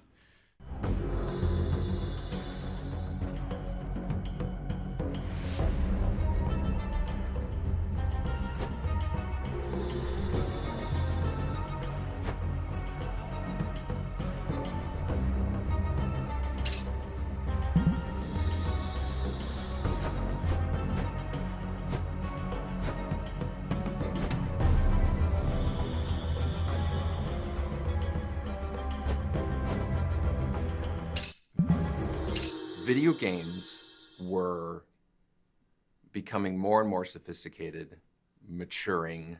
It was around that time that we were realizing that video games aren't just for kids. The manufacturers of the home consoles still kind of thought of them that way. It's like, hey, this is a toy for kids. We never made Mortal Kombat for 6-year-olds or anything like that. That was never the intention. 4 guys in their 20s, what kind of video game are they going to make? In our minds, we were creating the game for a certain demographic of player. Fans of Terminator, Bloodsport, Alien, Predator, all these movies. It was a game by guys in their 20s, 4 guys in their 20s. And nobody mentioned anything during the arcade days. Once the game came home on the consoles, it came into people's living rooms, that was a shocker to the moms and dads of suburbia. Blood splatters from the contestants' heads. When a player wins, the so-called death sequence begins. The game narrator instructs the player to finish, and I quote, finish his opponent. My parents were very worried about the violence in Mortal Kombat because eventually they saw the news stories. They saw the news stories that were like, you could rip out someone's spine or you could light them on fire. Like, I had a friend who was not allowed to go to another friend's house because he had played Mortal Kombat with him. And we also really didn't see a lot of animated blood in video games back then. It seems so commonplace today. What is the difference in between this and violent movies? Why is it different? No one's looking at movies in the same way as they're looking at video games. Rock music before it and comics and heavy metal. I grew up at a time Elvis Presley's body was blacked out from the waist down because he was gyrating, and God only knows what that's going to do to today's youth. I do think that there was a number of kind of politicians and other people who were looking for a scapegoat. Kind of this was it. It came along at the right time. Kato wins. Flawless victory. It was just like, video games are bad, and these are the ones doing it. I think the thing that made me most angry about it was it just felt like no one involved in any of this had ever actually played a video game or seen this stuff outside of very carefully selected footage. It was like fairly kind of innocuous, and it was like kind of cartoon violence. And yeah, it seems violent, but ultimately it's really just funny. Yeah, it's like Evil Dead, isn't it? The very idea that like Mortal Kombat was somehow going to destroy society or the fabric of our youth or anything was always ridiculous. These home games had no system of ratings, right? Like a CD would say explicit lyrics or something. A movie would say rated R for violence or, whatever. And I think, to me, that was the fundamental issue. Somebody noticed and somebody objected to it, and we certainly didn't disagree with it. And so I think that the reaction from Congress and everything at the time almost, to me, felt appropriate. Yeah, I'd say having the conversation about violence in video games and ratings in video games ultimately is something that was going to happen sooner or later. Is the industry going to be able to self-regulate, or is the government going to have to come in and do a bunch of really dumb things? I think that the rating system helps people make more informed decisions about what they're buying, and that included Mortal Kombat. If you're a parent who bought their kids games, they probably shouldn't have been playing Mortal Kombat unless you could supervise them.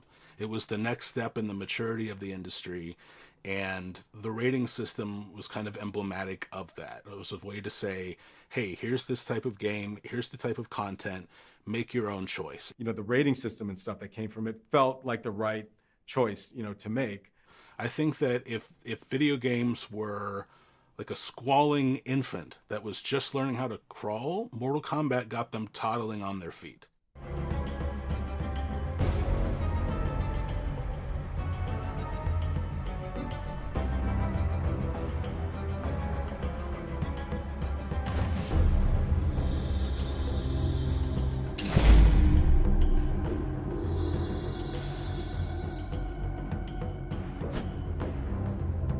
Our experience with the first Mortal Kombat was, it turned out great, but the game was very rushed. It was an 8-month project from concept to shipped game, which was crazy when you think about that. Certainly in my head, there was 10 things that I would have done differently.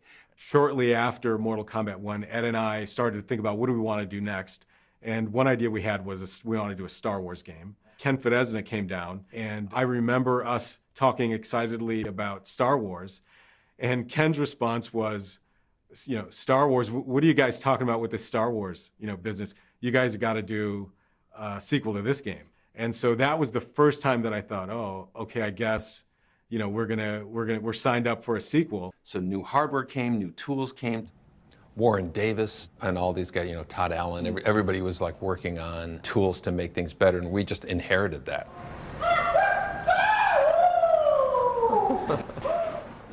Oh my God. One of the things that is better about Mortal Kombat 2 from Mortal Kombat 1 is the graphics. Originally, everything was done off of VHS tapes, and it was kind of blurry and stuff. We eventually started capturing images directly onto the hard drive as opposed to putting it on videotape and then going to the hard drive. Okay, ready? Is it live or is it ready to go? That was good.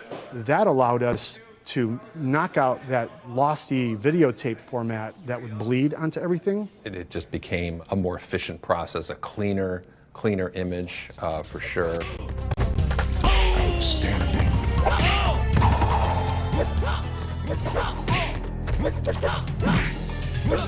We added much better kind of combo system that was going. Jax wins. You could turn around and kick.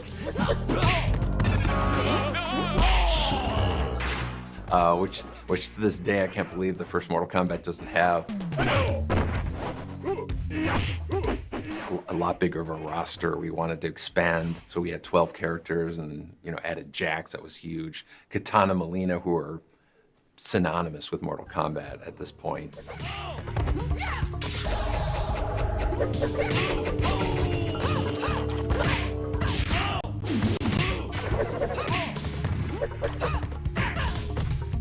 One of the reasons I know that we swapped Sonya for Katana Molina was because of their masks. We were able to get 2 for 1. So the same palette swapping technique we used for Scorpion and Sub-Zero, we thought, okay, let's take advantage of this with the female characters. Katana wins. Fatality. Tony Goski, graphic genius. Hey, it's Ed Boom. Ed, John Tobias, and Mark Jamal walk in my office. Ed says, hey, Tony, we're thinking, do you want to work on Mortal Kombat? I was an instant yes.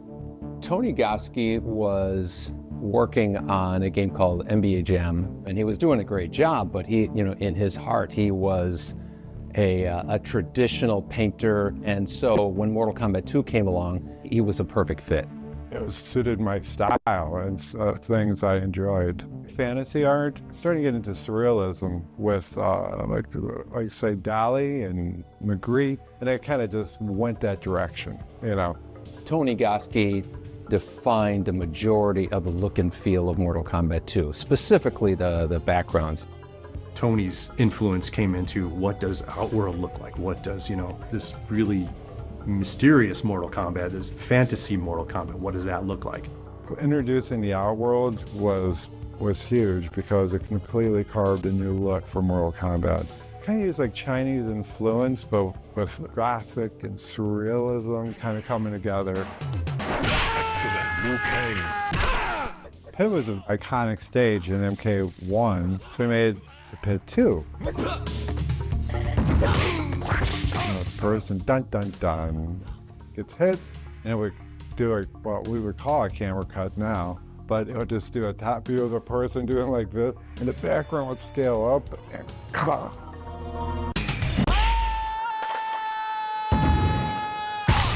Reptile wins. He came up with this living forest, and he put my face on the trees. Oh man. Albert Brooks all over it. All had to be drawn. No digitizing for Tony. What? I did digitize the tree and Ed's face. we digitized that. And then I would draw on top of it the bark and everything to make it look like a tree.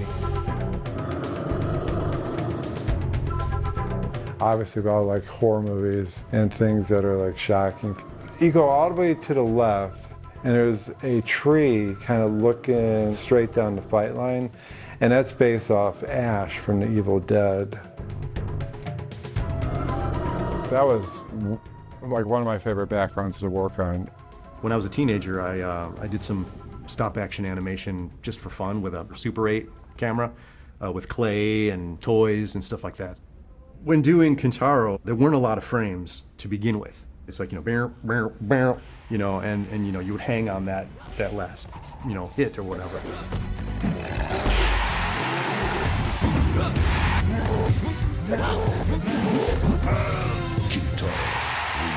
I would sort of try to mimic what John was doing with main characters as I was doing Kintaro. For me, what was most exciting was there was this fiction that we would tell a little bit of story just through a couple sentences in the attract mode. And so once the talk of a sequel came about, I knew that, okay, this is our opportunity to tell all this story that we alluded to in the first game. Now we can sort of move things forward. And so I mean, it was just, we're so young. It was just like, cool, we're gonna do a number 2. Okay. And that's about my thought process, you know, cool, I still have a job.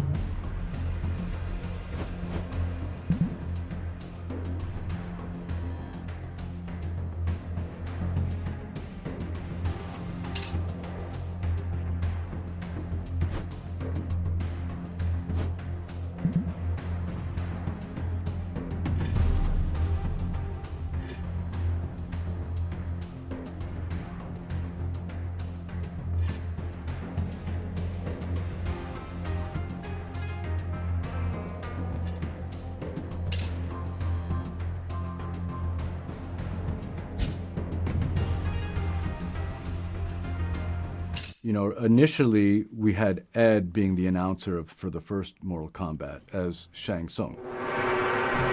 Kano, Scorpion, fight. Excellent.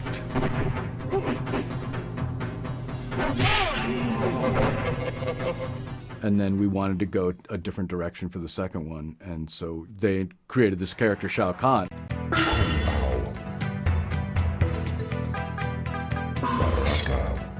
Round 1, fight.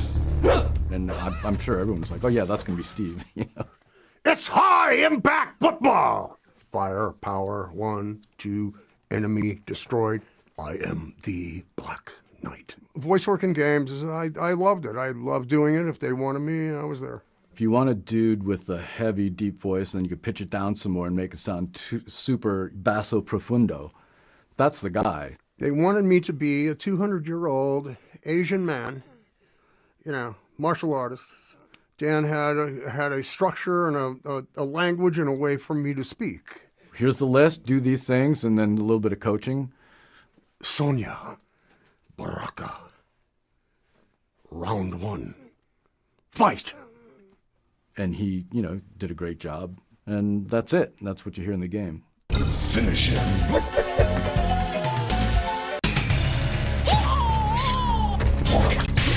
Baraka wins. Flawless victory. Fatality. That voice is, it's my favorite voice. It's fatality. I want to be that guy.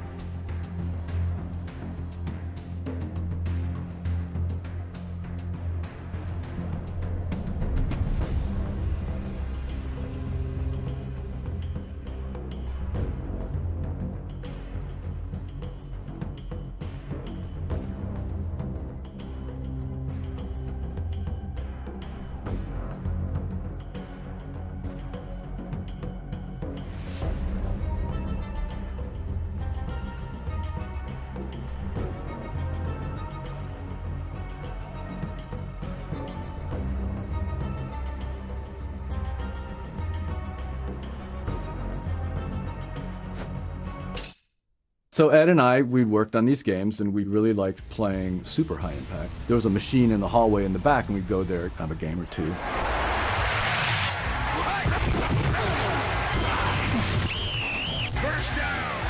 In that game, you pick your play, and then the lines come together before you hike the ball. And so as they're doing that, I'm saying, I predict that you're toast. And that evolved into, I predict toasty. And Ed would crack up. George Petro said, you guys should put some of that silly stuff you do in the game. And we're like, yeah, whatever. And go on our day. And then, like, I don't know, a couple weeks later, Ed talks to me. He's like, hey, would you be cool if we, like, took your face and, like, when every 100th uppercut, your face comes out and says toasty in the corner of the screen? And I'm like, sure. Let's do that. So that's how that happened.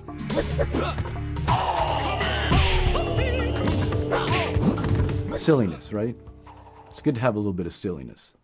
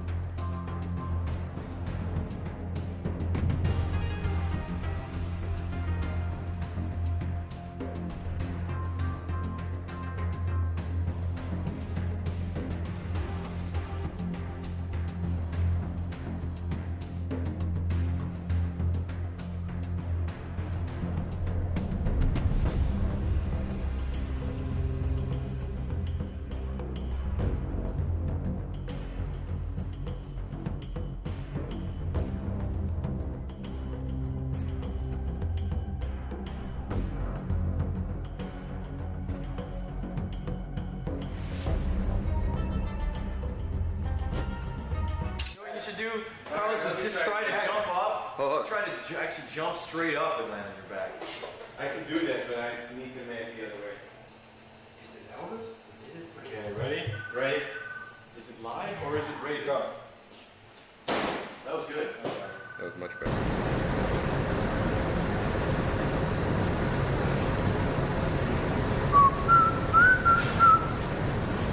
There's a story.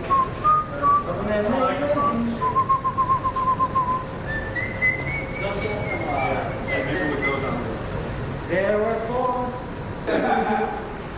Hey, Tony, what did you do in Turtles 3? You just played Hey, you know I saw the trailer for that yesterday? Yeah, you're the one that told me about that. They interviewed him, all that stuff like that. Yeah.